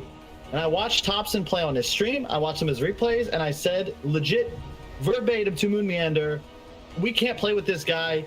He doesn't know what he's doing. He's only playing mean heroes. Then he won 2 TIs. So I'm just gonna buy back. I don't know, Cap. Holy We'll have to shit. find out. Dude, that curse has been around for years. Holy crap, you weren't even talent. And The it battle worked. begins. I made a lot of, poor decisions Yes. as a talent scout. GH is probably gonna die here. You and deserve nothing. the last hit is gonna be there. OG this time around gets the first blood on Nokia. I was legitimately talking with Anna on like Facebook Messenger and just didn't pursue him. Ended up going the caster life. But there's a universe where No. I pick up Anna and Thompson, and then we go to the TI qualifiers and lose. And history changes. You just ruined two young players' careers. Yeah.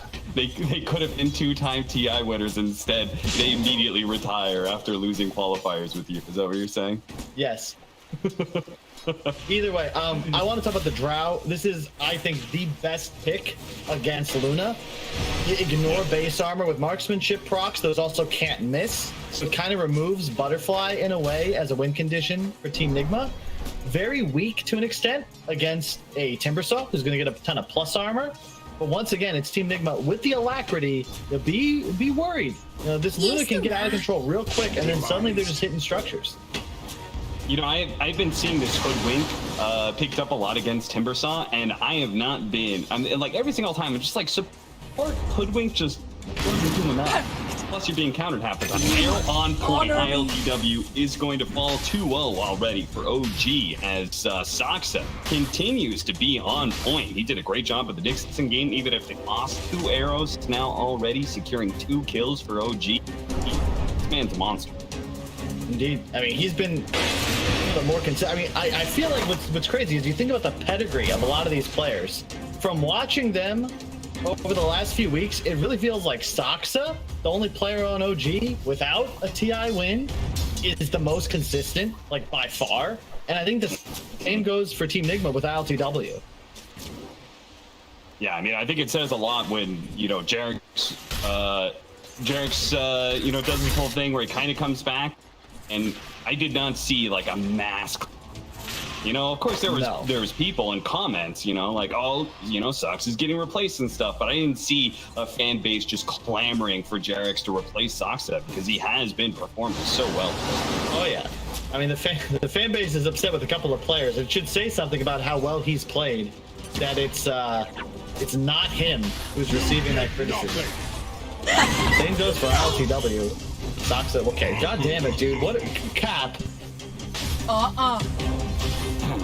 Listen, I'm not gonna take any responsibility. This is your curse. I'm sorry. I don't know what I'm doing sometimes. It's just I start using anybody and they immediately feed. I can't do anything about it. Maybe he just wanted to refill top. Because right now, Miracle is being really messed up by Thompson's mid lane Hoodwink. Look at this guy. Like, Miracle, he managed to cut down the tree. Obviously done there, but still, 19-6 compared to 6-1? This is insane. He was not ready for this. The Acorn shot pressure, and also an incredible attack animation for the Hoodwink.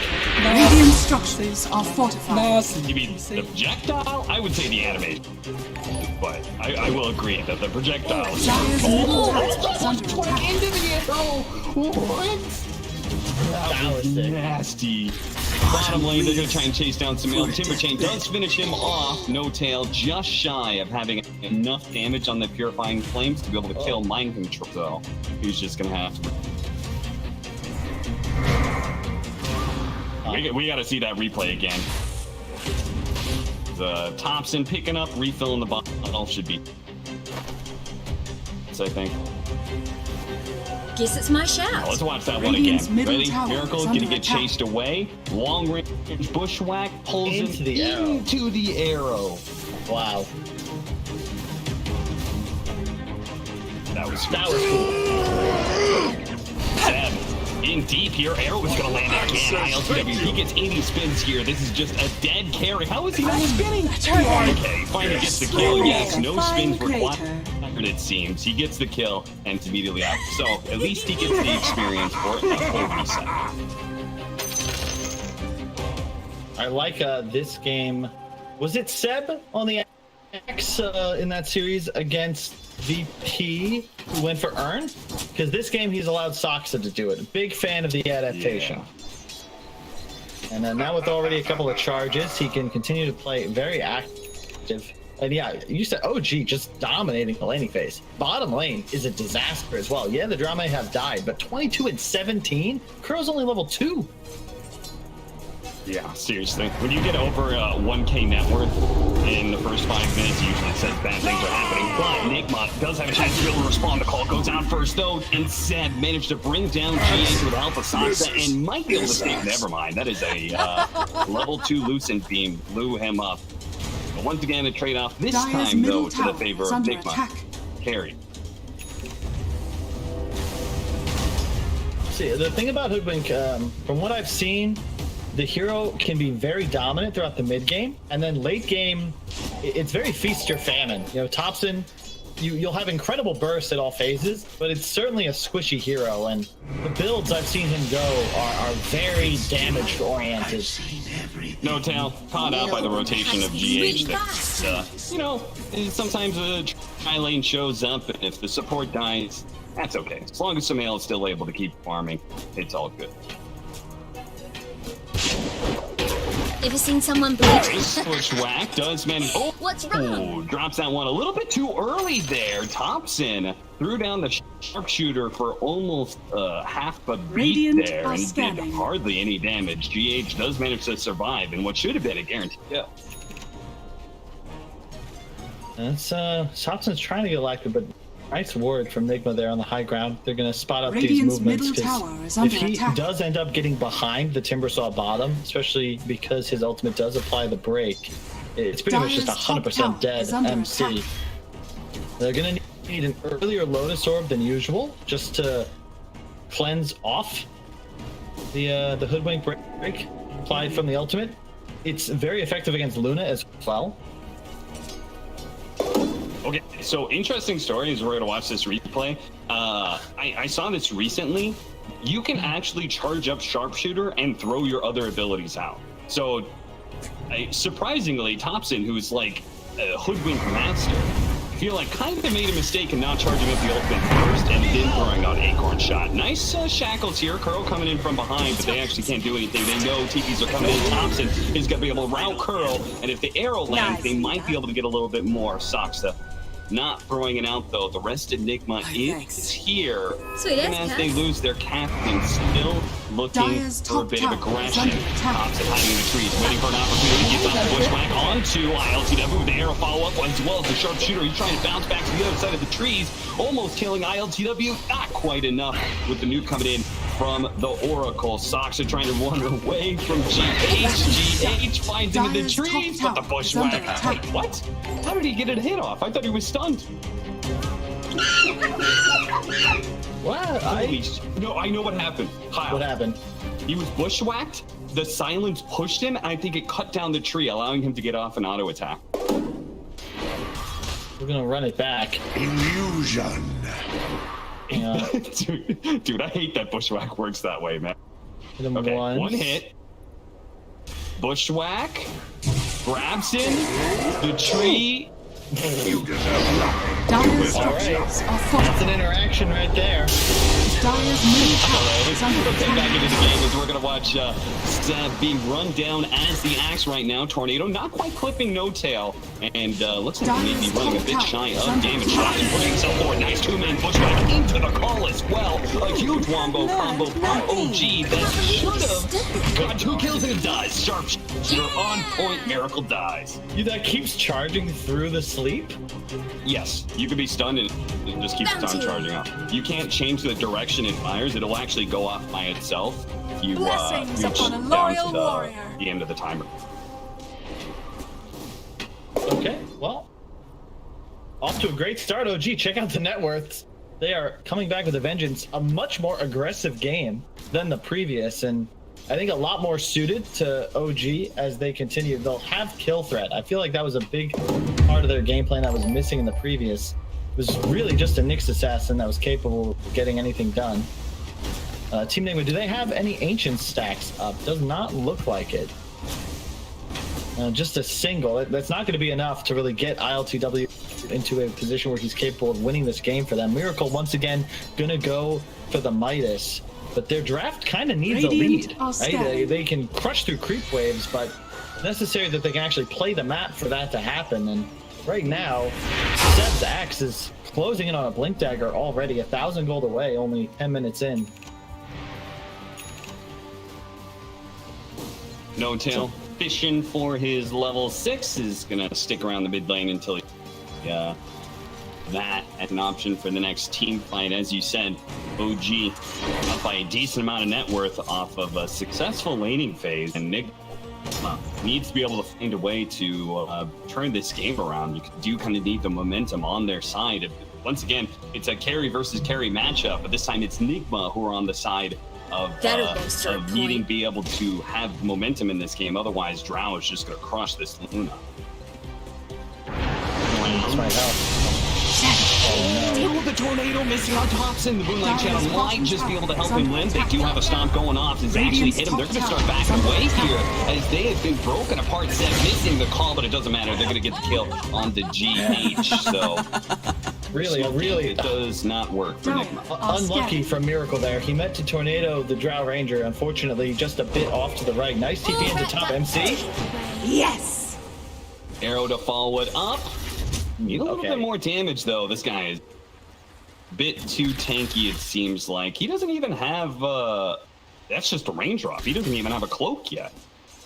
I thought he was going to take significantly more damage from that cap. Axe is not axe! Burrow? Wards? Yeah, Fortune's End, slowing him down. Seb not able to get close enough for the call, so they give up on that tower a bit. But they're feeling good. They already blocked the Ancients as well. I love that decision, or rather just put a ward to scout him out. So OG, they're going to have really nice vision now to be able to try and control ILTW's triangles. If they can collapse on mid tower, that's going to be their big move, but I expect they're waiting for the blink on Axe to go off. They'll be very close back to the trade. And then it's an ideal time to go for a smoke move. If you get mid tower, suddenly the map is yours. You see No Tails hold on to it with his ult prepared. They actually have some real save this game. They would have loved to have an Oracle in that previous game, as Sumo just got 100-0 multiple times in a row. I'm not opposed to taking the occasional bounty. Watching Thompson farming some creeps. He is going to go for his, what at this point feels a little bit patented. Maelstrom into Axe, into Gleipnir. He did not do this the only game that he's played in an official, which was against NIGMA in the second season of the DPC. Game 1, they played Core Hoodwink, and he ended up going a Yule Scepter, which was pretty odd. Did not work for them. They obviously lost that series 2-0, but OG looking to get a bit of revenge here and certainly love some. Trying to see who is gonna make the next move. It really cannot be Team NIGMA. In a perfect world, Timbersauce pressuring bottom, Croaky hits 6, and they'll immediately be able to drop board somewhere, but just not the style of game plan. MC, instead of pressuring, is now just trying to keep his tower alive, and here comes that smoke move we've been waiting for. Saksa, he's gonna TP in, and here it comes. They have the blink, but they want ILTW. Is a bit more successful than mind control in these blink calls. They're going to go through the triangle here, looping back into the offlane tower areas. They do have the vision of the Lord. They want to be able to kill him first. The call goes off successfully. The arrows will be able to follow it up. They do have the enemy coming in, but they're not going to be able to save this carry fast enough. Culling Blade goes down, but he can't actually run away here. Trying to save by the Oracle, but denied by a tornado. No, he gets off the false promise anyway. Seb will have a chance to be able to get away. Meanwhile, Saksa and Sunil returning fire, putting damage on a GH from behind. Hoodwink shows up, catching Miracle. He dies. Girl left for last is mind control. Looks to be able all those trees, and you missed mind control. He's now going to die as a result of that. NIGMA get twice in exchange for one hero. Seb's Axe. Dire's bottom tower is under attack. You can tell they expected that movement from OG, but you know, with no real counter initiation, Double damage! they need an Elder Titan prepared if they're gonna have any hope of saving their Luna. And I get Radiant that they want are to scanning. counteract that play, but you've got to be prepared in advance, Cap. You can't be mass TPing when your hard carry is almost certainly going to die in that initial volley of spells. Paul into arrow will be a kill, and you can see the benefits of Oracle. Seb was almost certainly dead for a while, but he's still able to just get, like, he absorbs so much damage that OG, they're just killing the Invoker and then cleaning up. Like, uncontested, because they're focusing all this damage onto Axe. Seriously, and the fact that they couldn't even kill that Axe right away really just makes NIGMA's entire initiation there that much worse. And now OG looking at 5K net worth lead, and as you were kind of alluding to before, they don't really have playmaking opportunities simply because the lanes just didn't go well enough. They haven't taken any early towers with Timbersaw. Mind control. I mean, a Timbersaw that's behind feels terrible, right? Especially against this kind of magic damage that comes out from Hoodwink. He's got a hood, and that's it. That's all he has. And Thompson, I mean, OG have a Hoodwink. Like, that's just better by all accounts. And now they're going to look to collapse on mid tower. If they bring Seb, he's got no TP for 2 seconds, but I'd assume he's going to join mid shortly. Catapult wave. Yeah, it's a siege wagon wave, so you want to be able to at least have a presence to put a little pressure on the enemy. Sox is going to pop the Moonlight Shadow and work his way across here. Spots the high ground ward to start things off. Drop another tree, or another ward rather, but that's fine. As long as they still have enough control to be able to win this fight. Hobson, very good trees, does manage to land that nice bushwhack. The arrow, Hobson trying to find the opening, but it's not needed. The sharpshooter does enough damage to be able to bring down Miracle. And now, without their mid laner, another bushwhack. Thompson lands a beauty on the 2. The rest of the team having a hard time getting into this back line. ILTW, let's get off this push though. Turning around, all the socks up, but the arrow goes out. ILTW goes down, Crow's gonna fall right out. And NIGMA losing ground tiers. Mind control and GH are looking to be able to hold around this tier 2 tower. Thompson gets low, the pure damage, the chopper pullback is just enough to be able to kill the Hoodwink.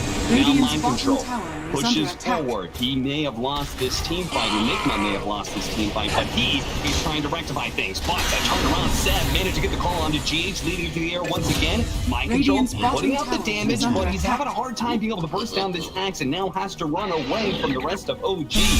As they look to pursue, turn around, going for the axe. Not quite good enough. Mind control. Seb dancing around the opposing offlaner, successfully stays alive, and they win a massive team fight. Hey, let's find another kill. This time, Kuro is not only going to lose his life, but lose the war that he just. Now, this is when OG looks good, Cap. Just pure chaos.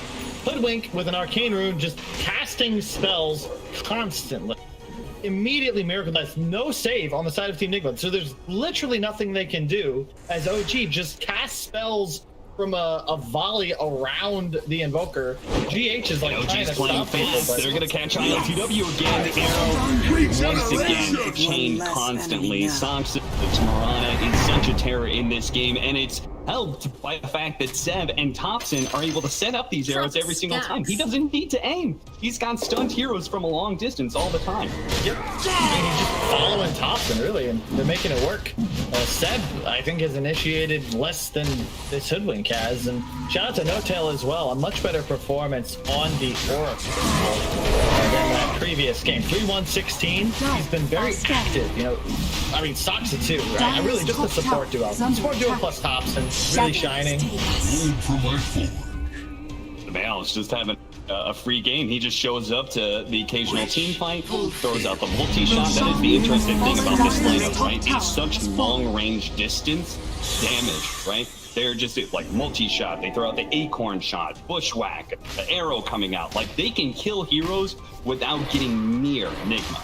They could throw it all from like 1,000 range plus.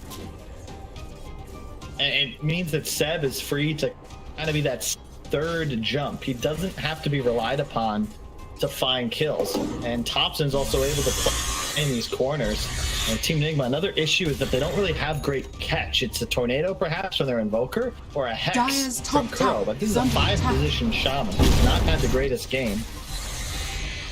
And Hoodwink is running through the trees. It feels like at this point, Kyle and NIGMA have to Radiant's just play bottom for split tower push. is under I think attack. they're down enough that I don't know if they can win team fights. Radiant's bottom tower has I fallen. don't think so either, Captain. Dire's This is top tower free is tier under 2, no attack. glyph, so outpost control should come out after the 20-minute mark. Dire's top tower has fallen. Immediately, No Tail is on it. NIGMA playing the Radiant's other bottom side tower map. is under attack. Aren't able to really do the same in pressure tier 2. They're mostly just... But keep in mind, this draft from Team NIGMA was supposed to be ahead. We saw something very similar, if not like the same style exactly, from Team Liquid in that tiebreaker at the Major against Spirit. They were the ones up 8k. They go high ground and get wiped because of the drow damage Radiant from afar. are scanning. This time it's OG's drow with a huge Dire's lead. middle tower is under And attack. NIGMA are going to have some serious issues sticking to him. Kuroki is going to need to get like picture-perfect initiations, a stomp onto the back lines, but I worry about their damage I'll go this output way, even. and Without I'll the go levels of alacrity. Does ILTW really deal enough damage? And can he deal Dire's damage without a middle tower BKB? is under He's still attack. the full item away. Radiant structures are fortified. To add to what you're saying Radiant's about the bottom fact that tower is NIGMA under needs to attack. be the one ahead because Drow does have that late game advantage. Win probability is up to Dire's middle tower 94%. has fallen. Really? Yeah, they're saying that like this game is close to being totally over. You could see NIGMA not feeling confident about I'll team take fights, that. and I'm not confident about even if they do get that Cataclysm. How do they get that AoE disable? They with their heroes. It's entirely up to Miracle to land it all with the tornado, but Miracle may not even get that Aghanim Scepter if he's picked off by Seth. Not enough He has a fighting. Manta already. Like, Yeah. this is the OG macro that I'm glad to see them go to when they have this huge lead. Because Thompson now doesn't really have to worry about lanes too much because Drow and Axe can take care of it. He's just constantly off map. And I think we brought this up a couple of days ago, but I was talking to Fogged, and he immediately watched the replays of the major finals, and he said the big thing he took away was how well PSG LGD played the map. They were never showing on Vision, and it just means it's so hard, in this case it was EG, to play Dota. And it's the same here for NIGMA. Look around the map. They don't have Vision. Thompson is not showing. So where are you supposed to play Dota? Like, how do you actually venture out onto the map to acquire gold? And as a result, the map is getting smaller and smaller and smaller. They because they can't play out in the side lanes, the creep wave is pushing into them, which allows OG to be able to rotate faster. And so ILTW going to show himself here in the bottom lane. A lot of NIGMA heroes playing behind him. But OG is beginning to make their way across here.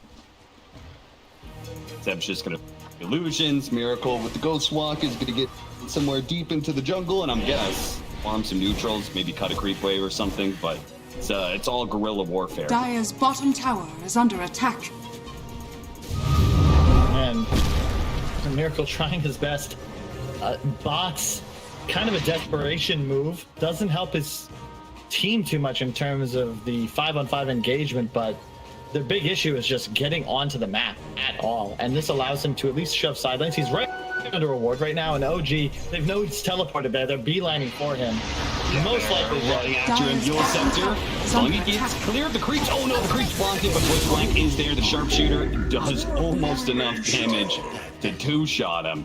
No Tail there to deliver Radiant's the final middle clean tower blow. is under 24 to 8, attack. 11,000 worth now. G continued to dominate this game too. What a comeback from that. Yeah, I thought maybe they'd just get 2-0'd after a rough game one. This is the thing, Cap. We are not operating on the same wavelength as Thompson, okay? Huh. It just, you'll never understand it, okay? He is the embodiment of memes. He plays heroes that shouldn't be good, but he's great on them. Like, Thompson DK, I'm not worried. Snaps you in If Thompson decides Dying out of he's going to tips. play Ogre mid, I'm terrified. Dire's bottom tower is under attack. He's saying Thompson can see into the 5th dimension. He's the Indigo Child. All I know is OG, TI8, TI9, they're dominant. A big part of that were the new strategies, right? The new heroes. Like, nobody saw Anna's carry wisp coming, and no one else could really play it the same way. So the question is, will they, like, is this Hoodwink the real deal? And do they have something left in the bag? Because it looks like we're going to game 3. Yeah, it certainly does look like. NIGMA is just trying to stall out the game at this point in time and wait for that high ground push where maybe they can get the Aghanim Scepter up on Miracle, some big Cataclysm play, turn the game around. But speak of an Aghanim Scepter, that's Hoodwink, who now is, so look out for that Boomerang. Increase, just, you know, another nuke to throw around, increasing the spell damage. So now the Sharpshooter can literally one-shot. And then on top of that, it actually lowers your stat. So when you get hit by that arrow, when you get Bushwhack, Boomerang, and then you get hit by the arrow, it's lasting forever. As Yule Scepter, arrow, nope, silence instead. Put out onto Kuro. Kuro's going to die almost immediately. Enigma not going to try and respond. They are cowering inside of their base. They're still looking to make the play. I mean, if you see an Eon Disc on Mind Control, you know you're in a pretty bad spot. But BKB, all they need is the Aghanims on Invoker.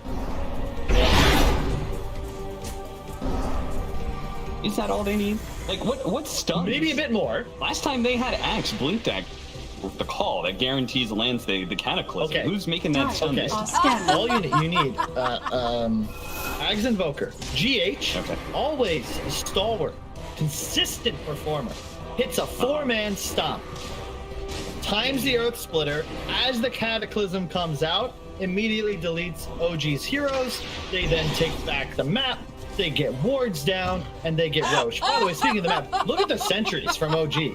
Like, they are playing, like, if you swap to Enigma's vision right now, they see nobody. They see nothing. The whole map is just darkness, and it's very scary for them to even make this. They're just blind, charging forwards with nothing but hope in their hearts. Really out of ward now. Spotting Thompson. This would be a really good kill to have. He doesn't have BKB, but at the same time, the False Promise is ready to go from No Tail if needed. The call does manage to grab the Timber Saw, but not much more than that. ILTW charging force with the Eclipse, trying to push out the damage. Thompson lands the hit on the Miracle. He killed him with the Sharpshooter. False Promise saves him, and now with that double damage, he's going to load in the Timber Saw. They're going to catch up the ILTW, who gets called and pulled into the Tier 1 tower radius, and he's got nothing to do but hit the Tier 1. He kills the tower, but does die in the process. Unbelievable. The damage from that Hoodwink. I want to see that back. I think he even got the kill off screen. Nobody could expect that much damage to come into the Invoker. Double leap in the Yules. Yeah, he'll to be able to kill Kuro as well. 4 dead on the of NIGMA now. OG, Roshan is up, so not immediately going to go for the high ground push. Yeah, let's watch that one again. I mean, Oracle just wins this fight, though. No Tail. Like, this is a different kind of hero. Watch Miracle. It looks like he took 2 bounces of the Acorn. With the DD, it's just enough damage to do. 2 spells. I think he might have caught the Boomerang, he was trying to dodge it, too. Just excellent archery, really, from OG. Yes, just don't give them heroes with arrows. Bolts, I guess. 3 archer types. Perhaps that was the main issue. They did have the Medusa in the last game, but much like it was in medieval times, a single archer, not very effective. But if you get a whole group of them to cast volley after volley, it's very tough for anything except for an armored cavalry charge. And unfortunately for Team NIGMA, you know, their Timber Saw, he's got Neon Disc, so he's not exactly looking at front line. Yeah, he's not feeling too good about the state of this game, nor is the rest of NIGMA, as Thompson throw out a cheeky Sharpshooter and does 2/3. Oh god, the arrow. Dire's middle tower almost landed on the Kuro as well. Dire's structures are fortified. the cheese and they've got the false promise, so they can pretty freely put somebody on the front lines. In this case, Nail and Thompson actually. Dire's middle Not tower afraid. has One fallen. bit. Radiant's bottom tower is under They got attack. cheese. Dire's They got middle Aegis. They got a barracks Scotty has on fallen. Sumail. How does Dire's middle forget the barracks base? They're fighting under tier 4s.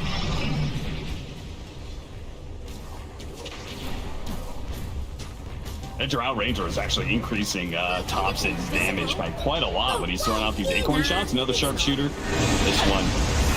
With the event, he does get Yule Sceptered here. Tail is here able to get this acorn call.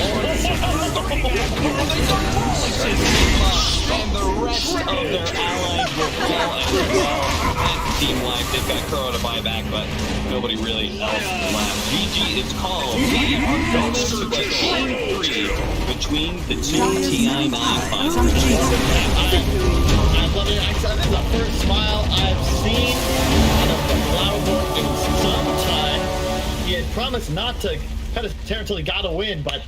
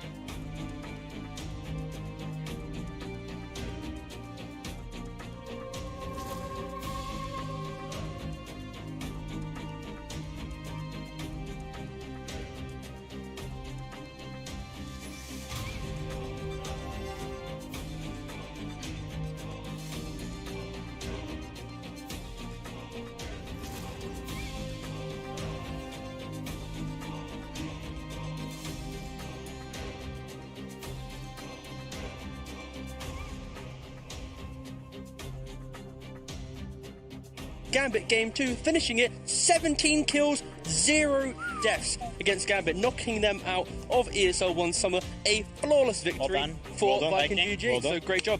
Can we talk about our predictions? Is that... Sure. Okay. What were your? We did talk about it at the beginning of the day. What were your predictions? I predicted Viking to win the entire tournament. Interesting. Interesting. Hot take. Hot take. Low bracket run. It's happening. Anyways, back to... I like them. That's why I predicted it. Oh.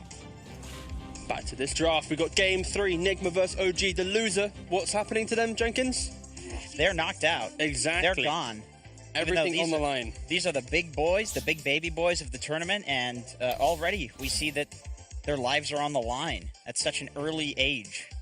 So young. So young. We hardly got to know them. We really didn't get to know them. At all. Oh, Puck and Templar Assassin banned out. OG ban out the... Wow, they really just do not care about banning Invoker. Yeah. And, well, NIGMA are actually not going to first pick it.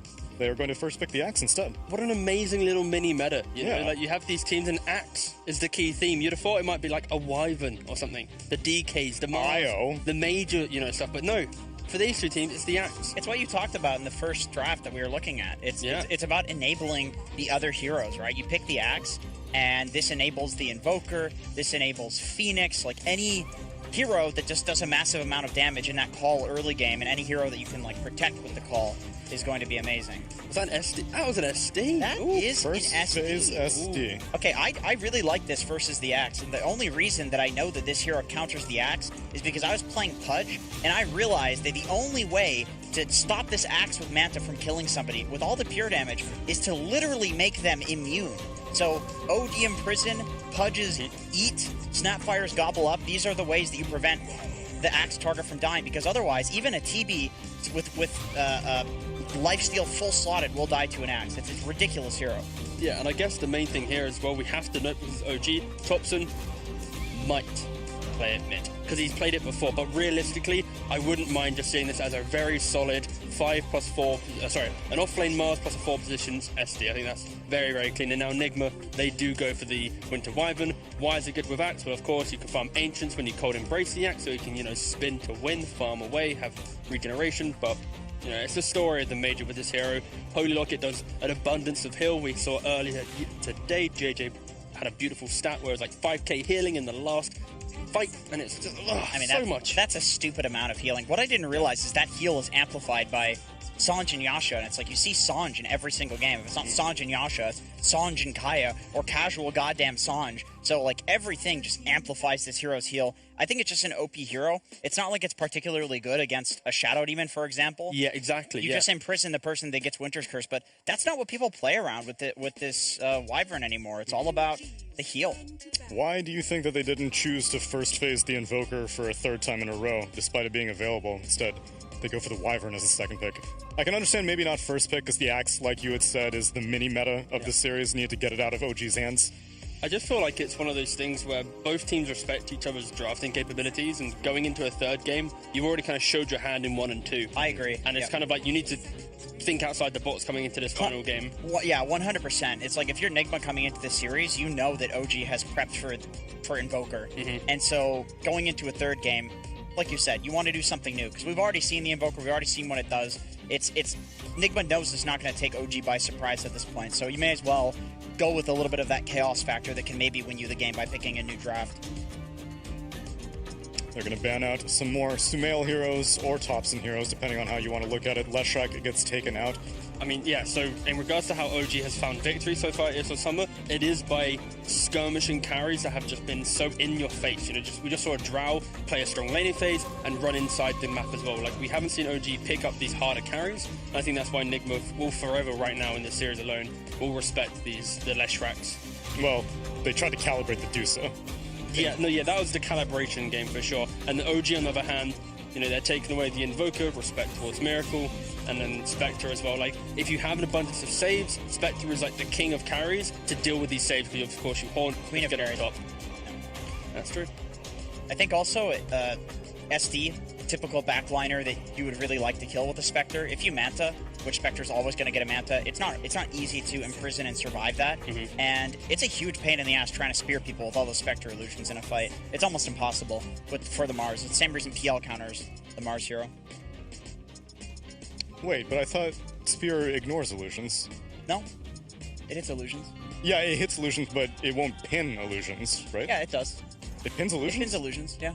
T? Sure? I'm like 90% sure. I thought this is why people get the shard on Mars, because... No. You get the shard on Mars so that way you're more likely to hit the real hero. PL counters Mars because you spawn a shitload of illusions and you can't spear the real PL. I'm like 99% sure on this one. Maybe I just suck ass at Mars. But... Yeah, I really don't think you can spear illusions. Okay, well, chat. We'll see in 5 minutes. Okay. So chat, go into a lobby and test it out. I'm pretty sure that's why people buy the Press egg 1 if you can spear illusion. No. People are just gonna 2 spam. if you can't.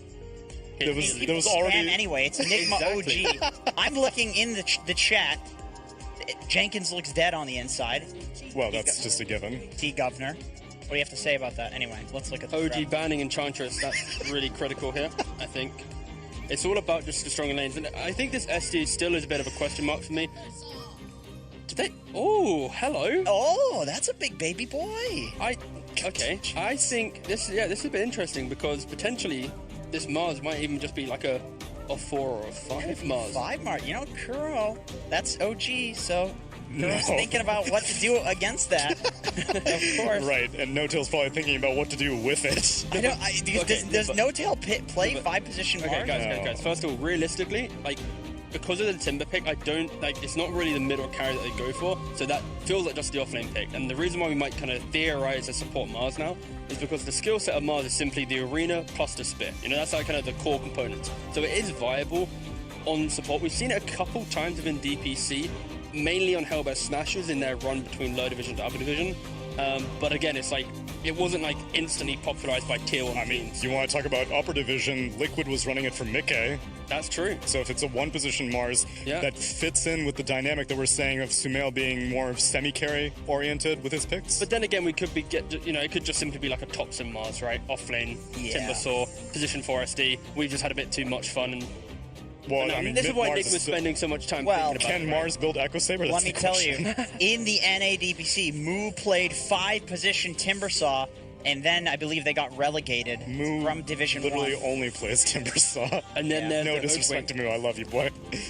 Yeah, OG's draft is leaving a lot of question marks because, of course, you would assume that the Hoodwink's mid, but then let's focus on NIGMA. Their draft is very much kind of face value. You know what's happening. They pick a Storm Spirit because the reason why OG was able to run over NIGMA in Game 2 was because they had so much non-committal chip damage, and NIGMA had no way to just cleanly get on top of that. And I think when it is a core Hoodwink, if the Storm zips on top, he should die. But again, the value of this first pick SD, every single time that NIGMA jumps, it's single target style of jump, one good position SD, disruption, counterplay, it can be devastating. So. It's just a free Storm game too. I mean, I said that last game about the Timber, and then we all know how that turned out. But there's no instant disable for the Storm until Mars gets a Yule Scepter. I mean, I suppose you have the SD Imprison into Spear setup, but that's kind of scuffed. You know, when Bushwhack is like your best ability to lock down the Storm, I totally understand why they picked it. I don't know what the hell Topson's gonna play this game. Do you think? Wait, is Luna banned out yet? Oh, it could be a 5. I think NIGMA might just go for another Luna pick. Against Shadow Demon? Sure, but I think they're just a matchup into Timbersaw in the early lane, and then you have this kind of ability to play behind a core, because I think Axe is really 5 seconds lose in the major whenever maybe LGD, I think. Dire team banned.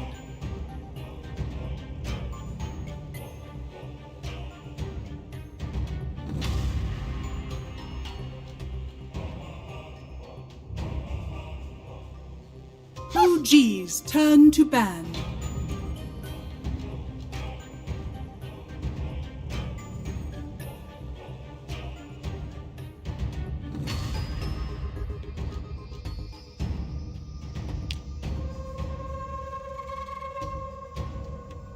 Ten seconds remaining. 5 seconds remaining. Dire team ban.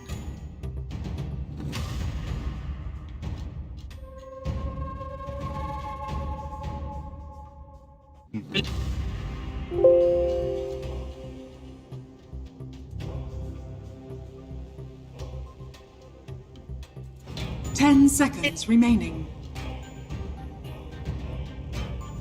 5 seconds remaining.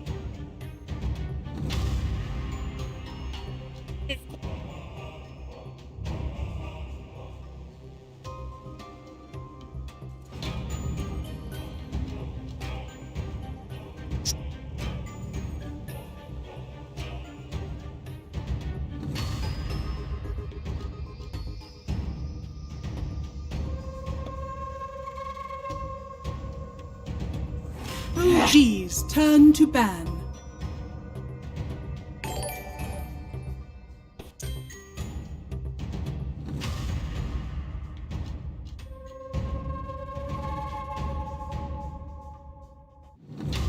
Dire team pick.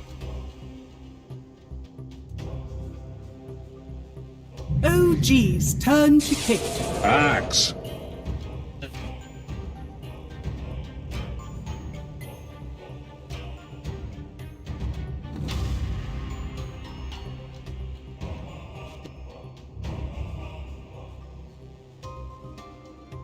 Ten seconds remaining. 5 seconds remaining.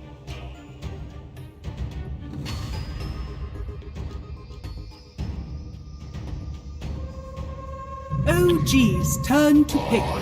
Shadow Demon.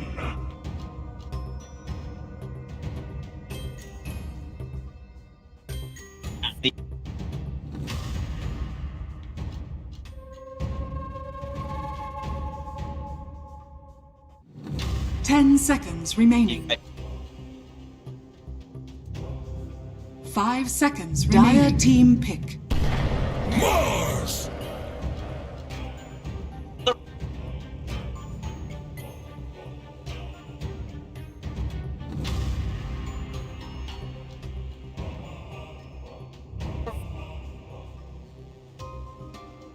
Ten seconds remaining. Dire team ban.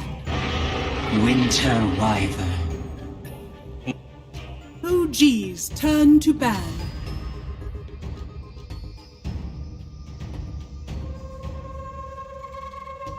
Yep.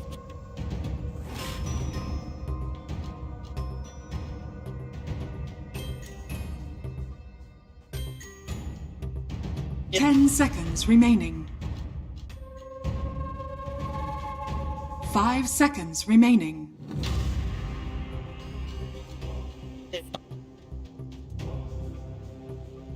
Dire team ban.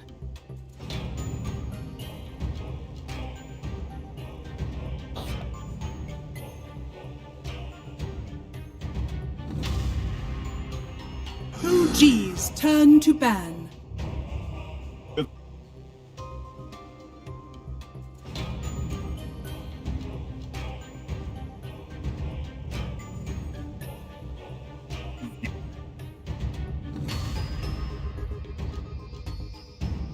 Ten seconds remaining.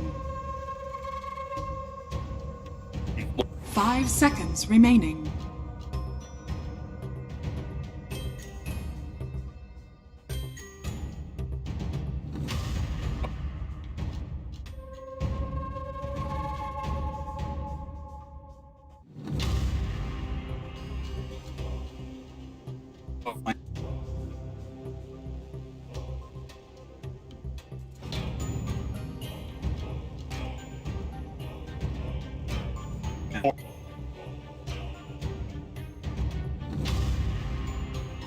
Dire team ban.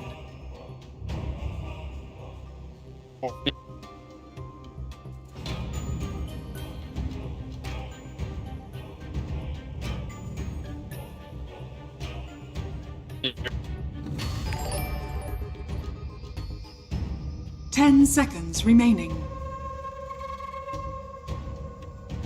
5 seconds remaining. Turn to ban.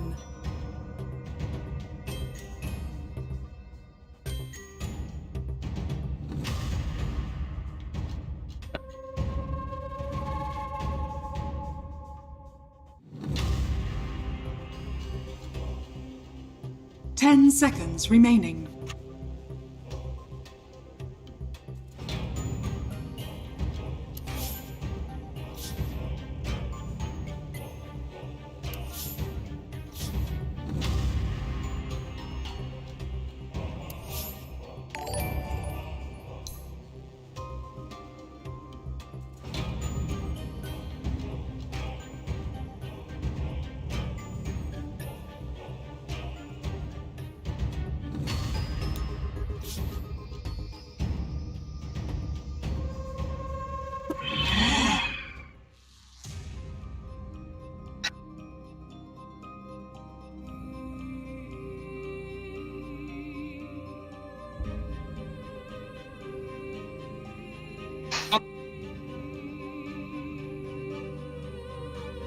10 seconds remaining.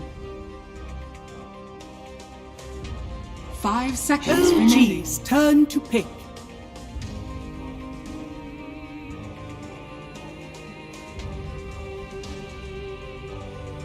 Dire team pick. Timber saw!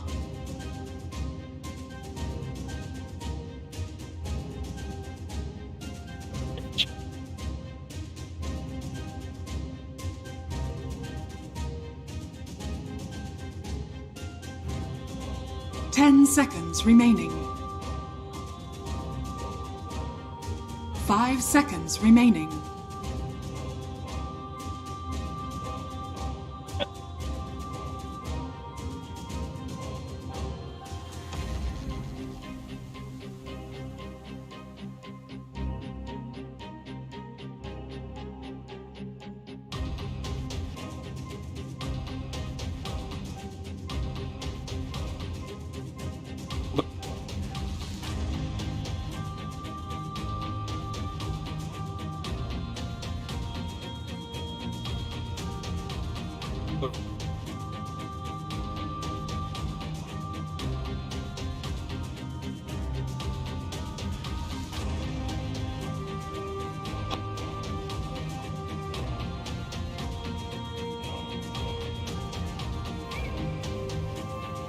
OG's turn to pick.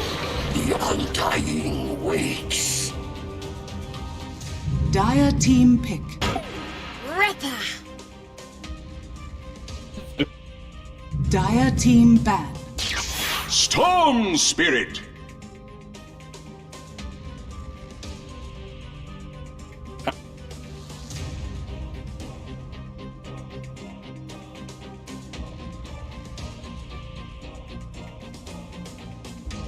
Ten seconds remaining. 5 seconds remaining.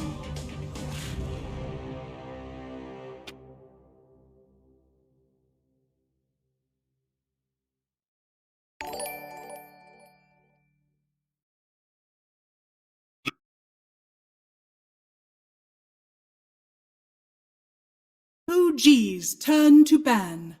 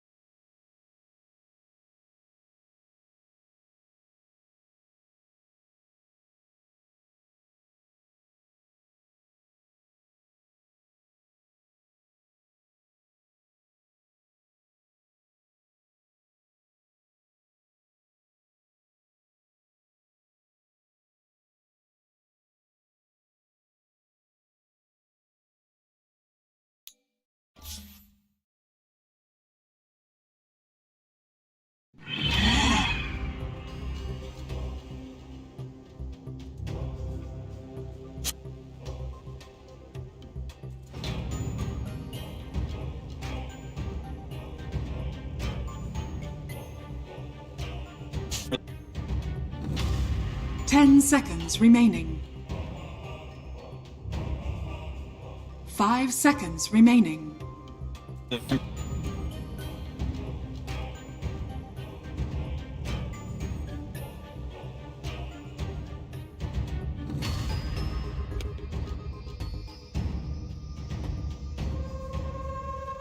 OG's turn to ban.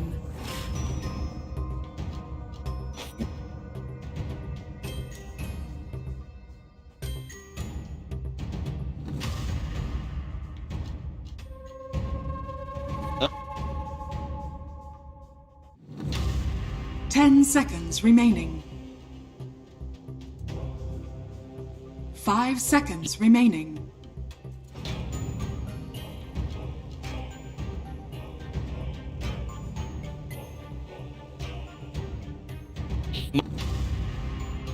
Dire team pick.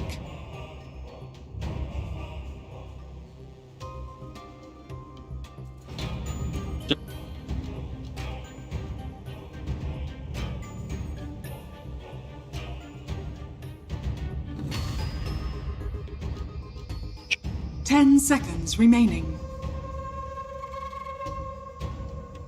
5 seconds remaining.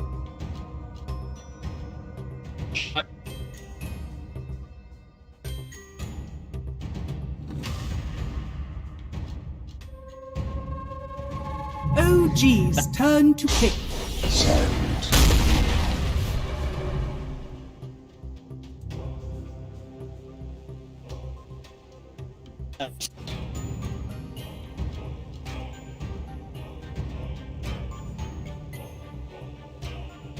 Ten seconds remaining.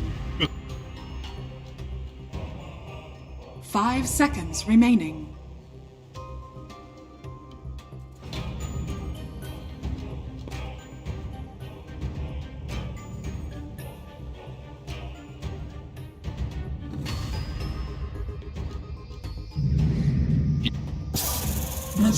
Choose your hero.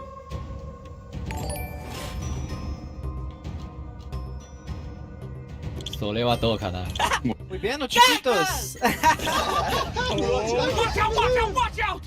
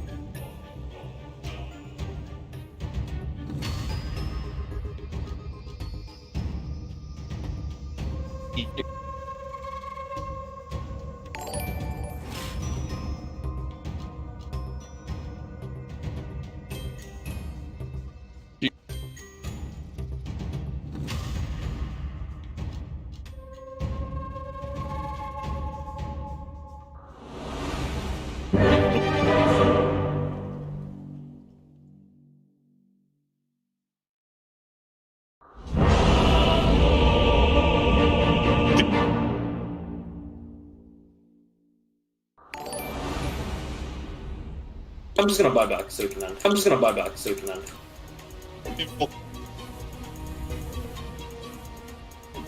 Prepare for battle. Посмотрим, мне интересно будет понаблюдать.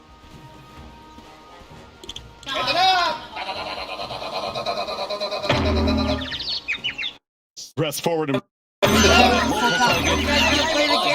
They did do an excellent job calling out 5 position Mars. Kyle, what do you think about that? I like it. We saw that the Archer strat was very effective from the previous game, only getting the Hoodwink and the Dusa, but now they have a spear thrower as well, so should fit nicely into the composition. See, I thought you were going to say that the best way to be able to go with an arrow strategy is naturally have some fortifications that you can play around, particularly if you have the high ground. You know, you fire down some arrows from your castle. That's kind of what the arena is. I thought that was the meme.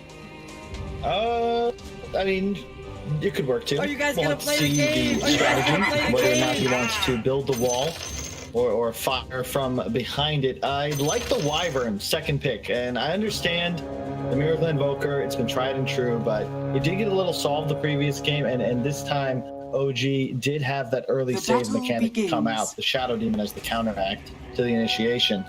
Notably, it is a carry axe, so ILTW is going to be the man to watch. You can do some really cool stuff with Wyvern Axe. You can do ancient stacks even without a Vanguard. You just Cold Embrace underneath. You still spin. It's very effective. Yeah, that was something that I feel like you guys were the ones who pioneered that. Yeah, Funny you bring that up, complexity, running around 4 and 3 position Axe Wyvern. Yes, indeed we did. That was the tiebreaker against Fnatic at Epicenter 2016. You know, do you guys back in my day, we pulled out our pocket strats for the wild card tournament tiebreaker. You know, we didn't really plan on making it all the way to the finals to get a shot, so had to pull out the big guns early. Oh, they gotta watch out for that whirling death, man. This Timber Saw. facing up against 2 strength heroes. I feel like that is a bit of a problem for NIGMA. This Timbersaw could absolutely ruin everything. Yeah, but I like the Wyvern second pick, just because it provides counter initiation. I think that's been the key for both of these games, where the Oracle of No Tail just kind of secures the win for OG pre.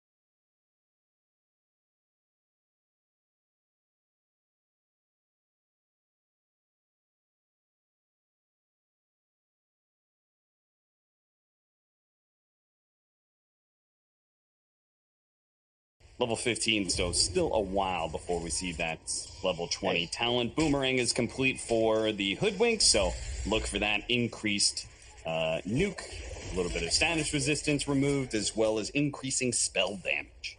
They do have the Manta, though, on ILTW, so the lanes will start to be pressured. OG make the smoke. Would love a fight into a Roche opportunity, but Kuro should know. You got to be careful fighting into a high ground tombstone. It's the one fear for OG. Seb is immortal, though, so yeah, just dive right in. Yeah, that's kind of what he's doing right now. His smoke breaks, but he's being a bit fearless. And apparently just running around in circles. I'm seeing his map icon just run around in circles. I was like, is he yours? No, that's just Seb having a little bit of fun. And kind of taunting and trying to bait NIGMA to go on to him, but they're not taking that thus far.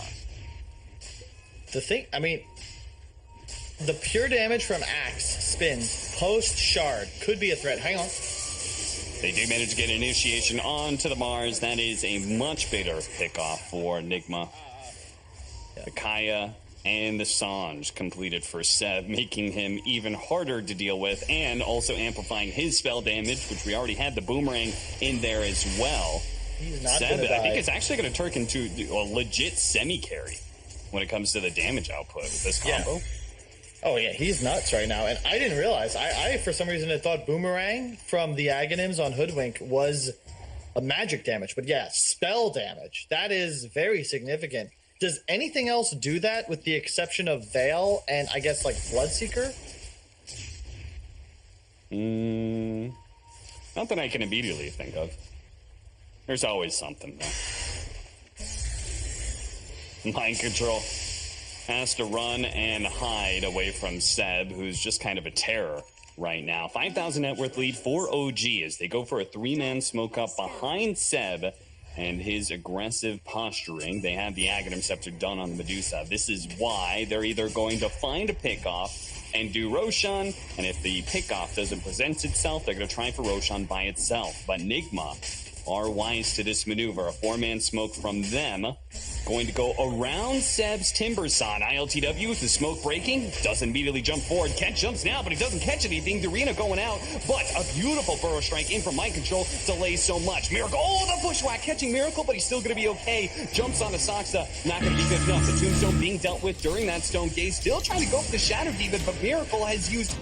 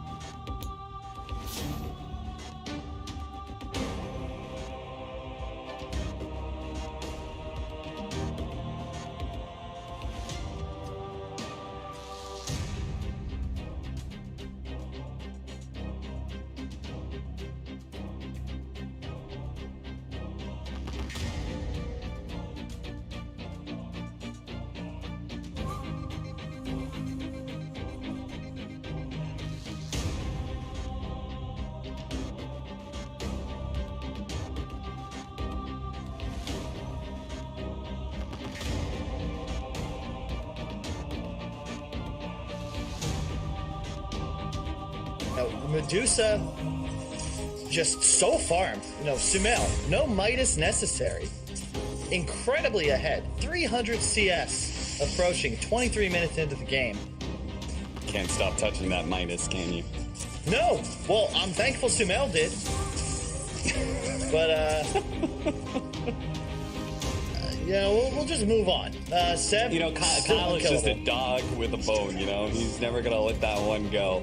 14-16, OG looking very good for this Game 3. Again, this is that elimination match for ESL One Summer. And we also have the TI Western qualifiers are going to be coming up pretty soon, I believe. I think they're maybe the third one. So it's on the latter half of the schedule. But this is two of the teams that you're expecting to see in the finals, and only one of them can go to TI. Well, you know what? I'm not going to touch that one either, Cap. Go away. You think Liquid's going to be going through? Well, Tundra? Viking GG? I mean, there's a lot of good teams. Oh, Miracle? Oh. Okay. Well, I'm not quite sure what that was for No Tail, but a little bit of miss. Okay, still gets the snake, but there's no real follow-up to it. Seb is just in right now, and maybe he's overextended himself. They're going to jump onto him, throw out the magic damage. Disruption does help him for a second. Miracle's got to be careful. Winter's Curse going down. It's going to be able to buy the Timbersaw a little bit of time to be able to work with here. The tomb is out. The zombies are building up, and Seb is not finding the trees to be able to connect to right now, but Samael is standing and putting out the damage. Thompson, though, not able to have the same kind of survivability. They are picking apart the cores of OG right now and ignoring the Medusa. Mind Control, two-man Burrow Strike once again, finding these disables. No Tail putting ILTW down into low ground, but this is a one fight for NIGMA. If anything, ILTW wants to be able to pursue these heroes, as once again, a two-man Burrow Strike for Mind Control. This guy OG wanted to do in that fight, just beautiful. Stun after stun after stun from him. Yeah, he is certainly. What a wild fight. This is very reminiscent of the first game, where somehow Team NIGMA win a fight that they don't have any business even taking. Miracle starting this engagement half HP, half mana. They're initiating on Seb, who just doesn't die. He's going to be full health almost as he comes out of it. But LTW, huge call. That's the shard timing. That's where all this damage suddenly came from. And Seb can't find a tree to save his life. Unfortunately, neither can No Tail. Oh, Sharpshooter Thompson's going to get picked off again here. They've got the fresh Orchid on Miracle. Will make it so Thompson has no way out of here. And Mind Control, not very healthy, but is still looking for kills. As he knows that NIGMA with the Aegis feels good about fighting. No Tail has won so many tournaments in so many cities. He's never had trouble finding trees. And yet this fight, 2 spears just taking people nowhere. And Seb, the Timber Chain is the damage of the combo. You get in, you get a free Q off. And suddenly Miracle with an Aegis now. This is troubling. Pulling him back in again, the Orchid. Oh, that Mystic Snake does a lot. Miracle doesn't have a way to be able to jump out of this. The first life of the Storm Spirit may be forfeit here, but never mind. Just a beautiful Winter's Curse from GH. Allows him to be able to keep the Aegis intact. And we saw this at the Major, Cap. The Axe carry, it's a bit awkward, and you keep waiting for it to fall off. I'm not even sure anymore if it does. Yeah, it doesn't. I mean, it's pure so damage, good, right? Yeah. It's also the spin proc chance.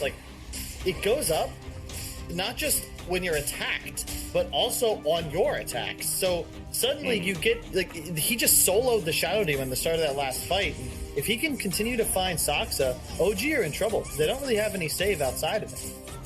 Yeah, absolutely. Pure damage just always kind of scales through the game, and the fact that Axe can build attack speed to make it so the pure damage comes out even more often, is we're going to watch Saksa here die. I believe this is a dieback from him as well, because he fought back in that last team fight, so he is going to be gone for a bit of time. Or maybe he already lost his dieback death timer. Miracle fighting into the Mars once again with this Orchid. He can pick apart the supports, and Samael, this Aghanim Scepter just doesn't really seem like the impact that he had on the Medusa before was just raw damage. But in this Aghanim's build, they're just ignoring him the entire time. Pretty much. It's the right way to play it, too, based on how these fights have gone. And if you ignore the Medusa, the rest of his team is very easy to take down. And Thompson maybe overdoing it on the meme style, because the Rush Aghanim is now into Sanj Kaya. He doesn't have that same net worth staying power. And at first, I liked it when it felt like Dusa was going to be able to solo carry this. But as you said, having some issues now finding damage output. The Shivas on Miracle is going to be huge. It's actually a bigger answer to the Timbersaw than even just the damage item would be, because of the limitation, 25% reduction on the regen, the healing, lifesteal, etc. Mind Control, again, finding an opening, finding a pickoff on No Tail. The rest of NIGMA, they're very ready to fight. So anybody that gets initiated on, OG pretty much just let them die. And as you can see, they're playing the side of the maps right now. You've got Saksa pushing out bottom. NIGMA's going to run at him. Thompson is hiding in the trees at top lane, pushing out that side lane as well. And remember, Axe is the only hero we've seen in all 3 games of this series. It's won both so far, and it's looking pretty good in the third. So if there's anything to take away, may or may not be a patch.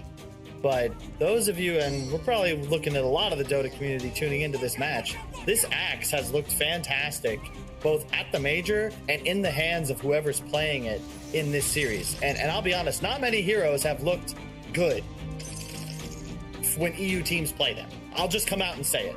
But Axe has been a force. Yeah, he certainly has. Showed well at the major, showing here now at ESL One Summer. Feels like all the other regions are trying to adopt this pickup as quick as possible because they recognize this is not a meme. This has staying power. It's going to be around unless it gets massively nerfed by a patch that we don't necessarily know is coming. And I think a big part of it too is that it gives attack speed, like a significant amount. When you consider a Hyperstone is 60, Shard is 35. So it effectively, it nearly pays for itself. Hyperstone 2,000 gold, Shard 1,400. It's almost paying for itself just based on the attack speed it gives alone. Not just the fact that it's also increased proc chance and on attack. Battle Hunger and the Illusions are almost enough to kill Sox that he does manage to TP away. Smart move by him.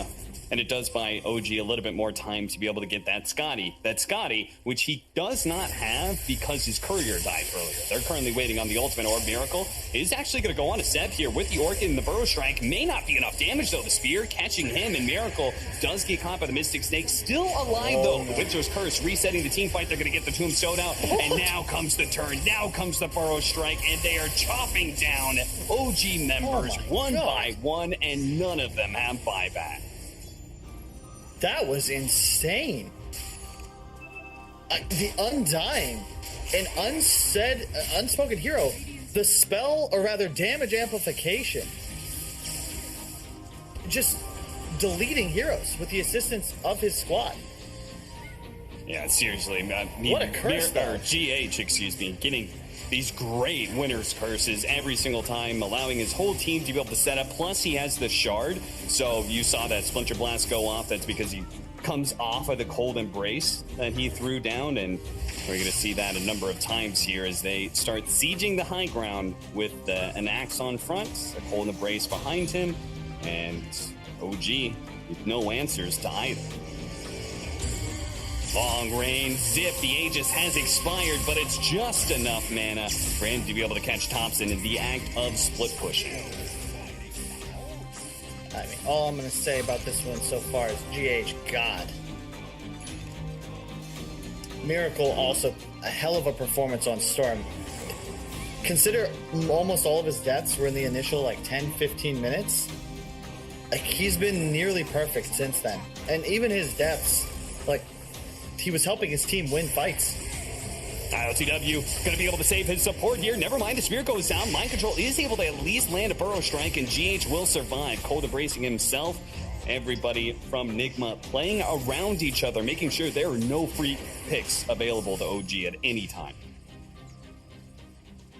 I don't know how you stop them now, Cap. They just have way too much catch. OG, their support duo was pretty much all they've got. And the previous game, Thompson on the Hoodwink was able to pretty much play as he wished, but this time feeling a lot of pressure.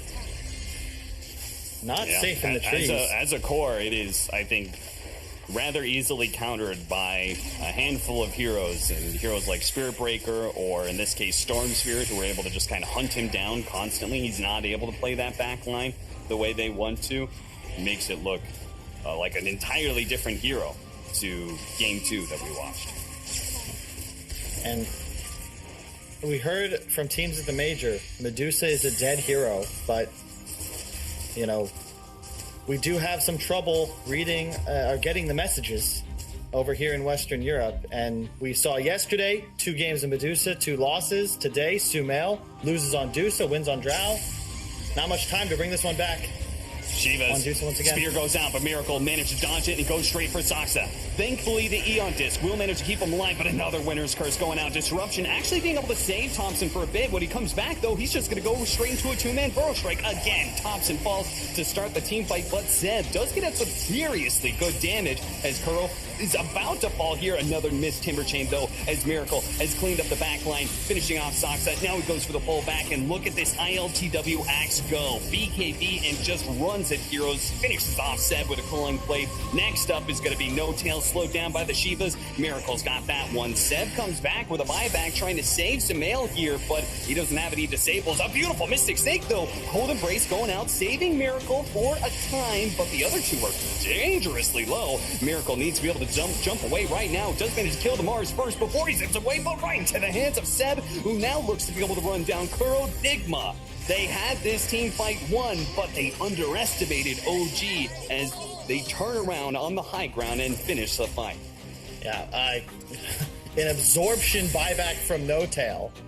Immediately dies again, but he did get a lot of mana used by Miracle, so Seb then able to clean up. You know, watch this, like, just really the buyback coming in huge. Seb is just all of the damage. Sumail with a nice snake to stone, and you're gonna watch No Tail's appearance. He comes in, he's ready, he's about to use his spells, and then he's orchided, and he gets killed without casting one. But now Miracle out of mana, and a little swing by from Seb finishes him off. So ultimately, I think 5 position, team captain, you're gonna say that's worth. Yeah, absolutely. And NIGMA certainly learning a lesson there and respecting the Aghanim Scepter level 20 talent Medusa a little bit more. When they do finally decide to focus on her, they got to be careful of what a huge turnaround that snake can be. Roshan will be the next big engagement. It's a lot closer than it felt like for a while, Cap. And bear in mind, a lot of the net worth, I think it was Seb himself who said that, you know, as observers, casters, we really don't know what we're talking about because we always look too much into the net worth. And most of the time I would agree, because in this case specifically, Sumail, he is a huge soak, but even with these items, this fresh Daedalus, it still feel like his damage output is a bit limited. And Seb, even with 8-9k less net worth, is actually dealing significantly more in the team fights that LTW is chasing. They know Seb has no buyback. Yeah, they're going to go for him. Burrow Strike forward, complete whip there from Mind Control. Not able to grab anything, but ILTW with the call is going on to Sumail. The Manta Illusions are spinning Sumail down to about half, but at the same time, Miracle got speared in. They caught him. ILTW is trying to stay on top of Thompson right now, but Thompson is going to be able to bushwhack him over to the side this time around. It's OG who win the start of the fight right away, and NIGMA are the ones using the buybacks. They just ran up the high ground with no vision, Cap. NIGMA have got to be the most feast or famine squad. They look fantastic the whole mid game, just routing OG across the map, and that just felt like almost a panic smoke. Like Mind Control just blinked blindly uphill. Yeah, he had ran into the timber. Struck up. Yeah, that was wild. And Miracle went in, but as you said, caught a spear and just straight up dies and buys back, sure, but suddenly that 4K net worth lead is evaporated, firmly in OG's control now as Roshan spawns. I'm not used to seeing graphs like this in Dota 2, Cap. Man, goes all the way back to a very even game as OG are going to be able to get the Aegis, so probably even in their favor, as we'll see how they manage to make use of both the Aegis cheese and even the Shard, which for Sumail would probably feel pretty good to be able to have that extra snake. Yeah, there he goes. He's the one to grab it. Thompson gets the cheese. Daedalus complete. Satanic up next for Sumail. He's really getting into that full-on hard carry Medusa status. Is level 25 here as well. Hell, even the further levels, if he can get all the way up to level 29, level 30. I mean, I'm just happy to see him at 25, Cap. They took the critical engagement in that first game. He was 24, like 0.95. And either way he goes, it's such an incredible power spike. Seb immediately popping the BKB. The epicenter is going to be canceled as NIGMA find their initiation is not what they wanted. As ILTW goes down, he's dead for a minute and a half now. And this is an opportunity for OG to be able to take over the game while he's dead. And so far, OG, they're at a point now, you know, credit to Crows Undying for a great performance earlier on, but the hero definitely starting to fall off now. He does not have the staying power to get up close and personal, make the best use of his ultimate amplification. Wow, he's got an Aghanim Scepter on Undying? And a shard, yeah. Yeah, seriously, if he could stay alive in these team fights and get off multiple decays, especially now that he's got the cooldown, I was not paying attention to his net worth at all. He's pretty huge. It's still definitely anybody's game. Like, the net worth, firmly in favor of OG. They've got the edge, but they had an edge in the earlier portion of the game too. NIGMA still have that initiation advantage and the Wyvern potential. It's such a great combo if you can get a big curse into a taunt. Crow's gonna just start spamming decay on this Timber. You gotta be very careful, as said. Yeah. 2.5 second CD.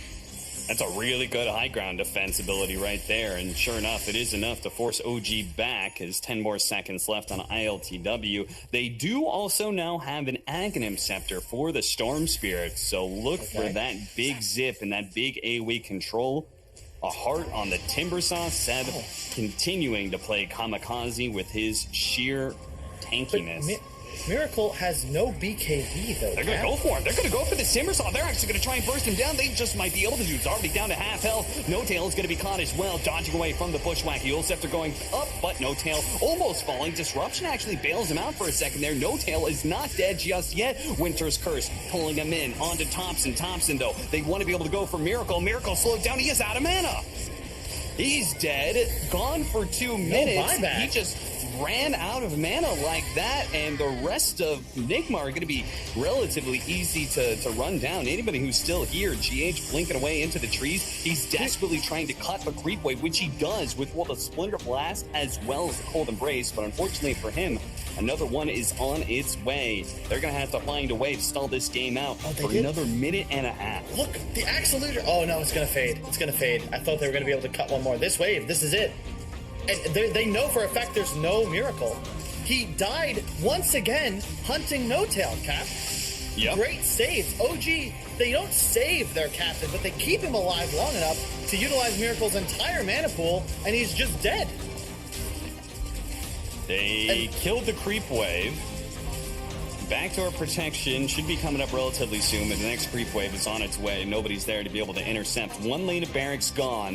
NIGMA. They could go for Throne. They could go for Throne, but they're choosing not to right now. No Tail does manage to find ILTW. The carry Axe is not here. Thompson's going to be able to catch up to him. ILTW popping his BKB and TPing out. This makes it even harder now for OG to go for that Throne, as they don't have all their heroes here. Instead, they're just going to try and get 2 lanes of barracks, it seems, as they respect the ability of NIGMA to hold and defend, even without Miracle. God, sometimes I wish I didn't have to cast Cap so I could just be a chatter in Twitch, because they must be having a ton of fun with this one, just like us. And oh my god, ILTW. Gotta be careful, the Soul Catcher. ILTW slowed down. The Cold Embrace is going to be there, but at the same time, so is the Timbersaw. As soon as he comes back from that Winter's Curse, a Whirling Death is going to do a big amount of hurt. There goes the Bushwhack, and he's dead. Our Sharpshooter through to the back line, hit the Winter Wyvern, but they're going to go for Curl first. Again, he dies to Whirling Death. It is too much damage with that level 25 talent. Mind Control is, I think he was trying to cut creep waves or something. He pops a BKB, but now he's slowed down to a crawl. Cold Embrace again, but at the same time, there's all this setup from OG. They do have Miracle back, and they do have 2 buybacks, but it's going to be a 4 versus 5. Sumail's Aegis does run out, but he's looking to end the game. Divine Rapier is on its way on the Courier right now. Why did they do that? Cap Storm was coming up soon. They'd already lost 2 racks. They were cutting waves so well. Now Throne's exposed. It's going to be a 4-on-5 fight for the game against Rapier. No curse. Trying to hold on to ILTW's buyback. They see this Divine Rapier. GH, gotta be careful. Eon Disc does protective. No Tail, zoning out the heroes with the arena. But, oh, there's a miracle jump. Managed to grab 3 with the Undying Tombstone on top. Samael, though, they've got to be careful of that damage. He's not dying anytime soon. ILTW does manage to get the call onto the Mars. The throne, it's not being hit right now. Samael is just being kited about. He has to be able to flicker himself out of here. As now he's being slowed down. Fox is down next. Curl, he's catching up. Samael's out of mana. Miracle's back and forth. He flickers over to the side. Samael needs the help. Winter's Curse being put onto him, but they do manage to cut down the Undying. 2 dead. A call immediately afterwards from ILTW. They need to be able to kill this Medusa. It's almost dead. Samael, disruption save. He's caught by the bushwhack. A shot goes out. Miracle. He's trying to stay alive, but the Divine Rapier is down, and that is it. He stays alive through all of that. Does manage to go for the throne now. Miracle, just a happy boy throwing out his AoE disables, but he cannot stop OG with all of those saves, keeping Samael alive. Unbelievable. And it sets us up for the Hassan Bowl tomorrow. But before we get to that man on your screen, he should be smiling. Send him some tips. Send him your flower powers, because Saksa, like, single-handedly is winning these fights with the defensive disruptions. Seb did like 4,000 damage to Kuroki. He had near 8k health on Undying, but the stat loss was so great. His health just got deleted. And man, they almost get the Dusa. Like, they just probably win that game if they kill him with Rapier up. And what a game. What an unbelievable series. For more reasons than wow. And that is going to be it for NIGMA. They are eliminated, but crazy game 3 to climax this series is, the two of them, OG and NIGMA, it seems like ever since, forever. Whenever these two teams match up against each other, they just bring out the best plays in each other. A wild game 3 that ultimately does allow OG to move forward through this lower bracket.